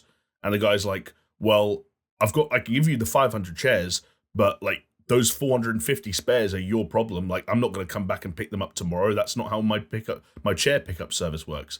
And I think that's kind of how servers work, is like even if you say, oh, okay, all those people left, like you can't just in the matter of minutes like reallocate that server capacity or just switch them off till you find something else to do. Either way, it's money lost, money that you probably didn't really need to lose. I think if you're Amazon, you can figure it out. And if you needed to, with Amazon, you absolutely can. If you want to make the argument that Amazon could eat the cost of like no, I don't think. I'm not saying that. I'm not saying they can eat the cost. I'm saying they could have a more dynamic server system whereby they can meet the needs on day one, and that they can have a dynamic system whereby by day 10, you can say that, but I'm gonna be the person that puts my hand up and says I don't know anywhere near enough about how servers actually work and how easy it is to reallocate server capacity to make a statement like that. Let me point out at this point, I know nothing about servers and capacity. I also know nothing, but what I have heard is that it's a lot more complex an issue than saying like, oh, we've budgeted for, let's say, 500,000 players, and now we've got 200,000 players. So what we need to do is add another 2 servers. It doesn't, from what I understand, it doesn't work that way. It's not like, oh, you just add in servers to chew up the capacity. It's like there's a lot more. It's a lot more complex than just adding in. Or to go like, oh, it's midnight on day 2 now, so stick 200 back on Prime Video, 250 back on Kindle, and the rest back on the store. Like, it doesn't. Surely it can't be like that. Like, my understanding is that what happens with the servers is it's like one of those old school telephone systems, but it's all run by butt gerbils, right, that have been rescued, and they move little cables around, and if you need to reallocate servers, you just put some more butt gerbils in, and they move the wires around more. I think you might be onto something, actually, Jonesy. That's how I think it works. But I think you've missed you've misunderstood what's happening here. It's the phone servers, but from the John Wick movie. But then because John Wick is excommunicado, they've had to rewrite a whole bunch of shit. So all run by smoking hot, tatted up 50s styled women. Just like plug in all the different things in. I get a fucking cringy shiver every time I hear the word excommunicado. They fucking butchered that franchise. No, I agree with you. When they added in that law bullshit, that's the wrong move. The action is still top notch. That third movie was dross and it had terrible action scenes in it at times. But it also had some sick action scenes as well. Yes, it did. But like anything that's like any of the firearm choreography was dastardly and muttly. See, the first film was good in that it also potentially could have existed in the real world. The second film blew that out of the goddamn water with all the insane law stuff they brought in. The third made it worse. But with I remember watching the second one. I think I saw it with you, Jamie. The second film. We all saw it together. Oh, we all see it together? We went to the premiere. Keanu was there. Went to the premiere. Keanu was there, and that was the day that we launched Game Changers. Wow. That was the day we launched the Let's Plays. There was the Resident Evil 7 episode 1 went up that night. Do you know what? I came out of that screening of John Wick 2, and I was like, do you know what? There was just too much violence. I felt like I couldn't breathe. Like the film was just constant. Had you action. just had a child at the time or something? Were you hormonal? Maybe. No, like it was. Oh yeah, no, Chris. I remember you being like, "Yeah, it was great." I fucking loved it, I remember you liked it, Chris. It was too much. Like, and it was cool. They gave us one of those. They gave us the coins that they used. Yes. They gave us the coins. I still have it in my cupboard. Do you know what it was? It wasn't. It was like too much violence. It was like in a video game, right? The pacing. You need the calm to appreciate the storm, and there was no calm. It was just like bam, bam, bam, bam, bam, bam. And I was like, geez, I'm tired. I just felt like exhausted. I felt like John Wick, the first John Wick, hinted at a world that then got fleshed out by a 15-year-old. Yeah, and it was like, what if they had a person that made suits for them, and the suits were all lined with metal, so they could not get shot, and then they go to the hotel and they can't shoot each other in the hotel. Yeah. And you can use the coins to pay for things.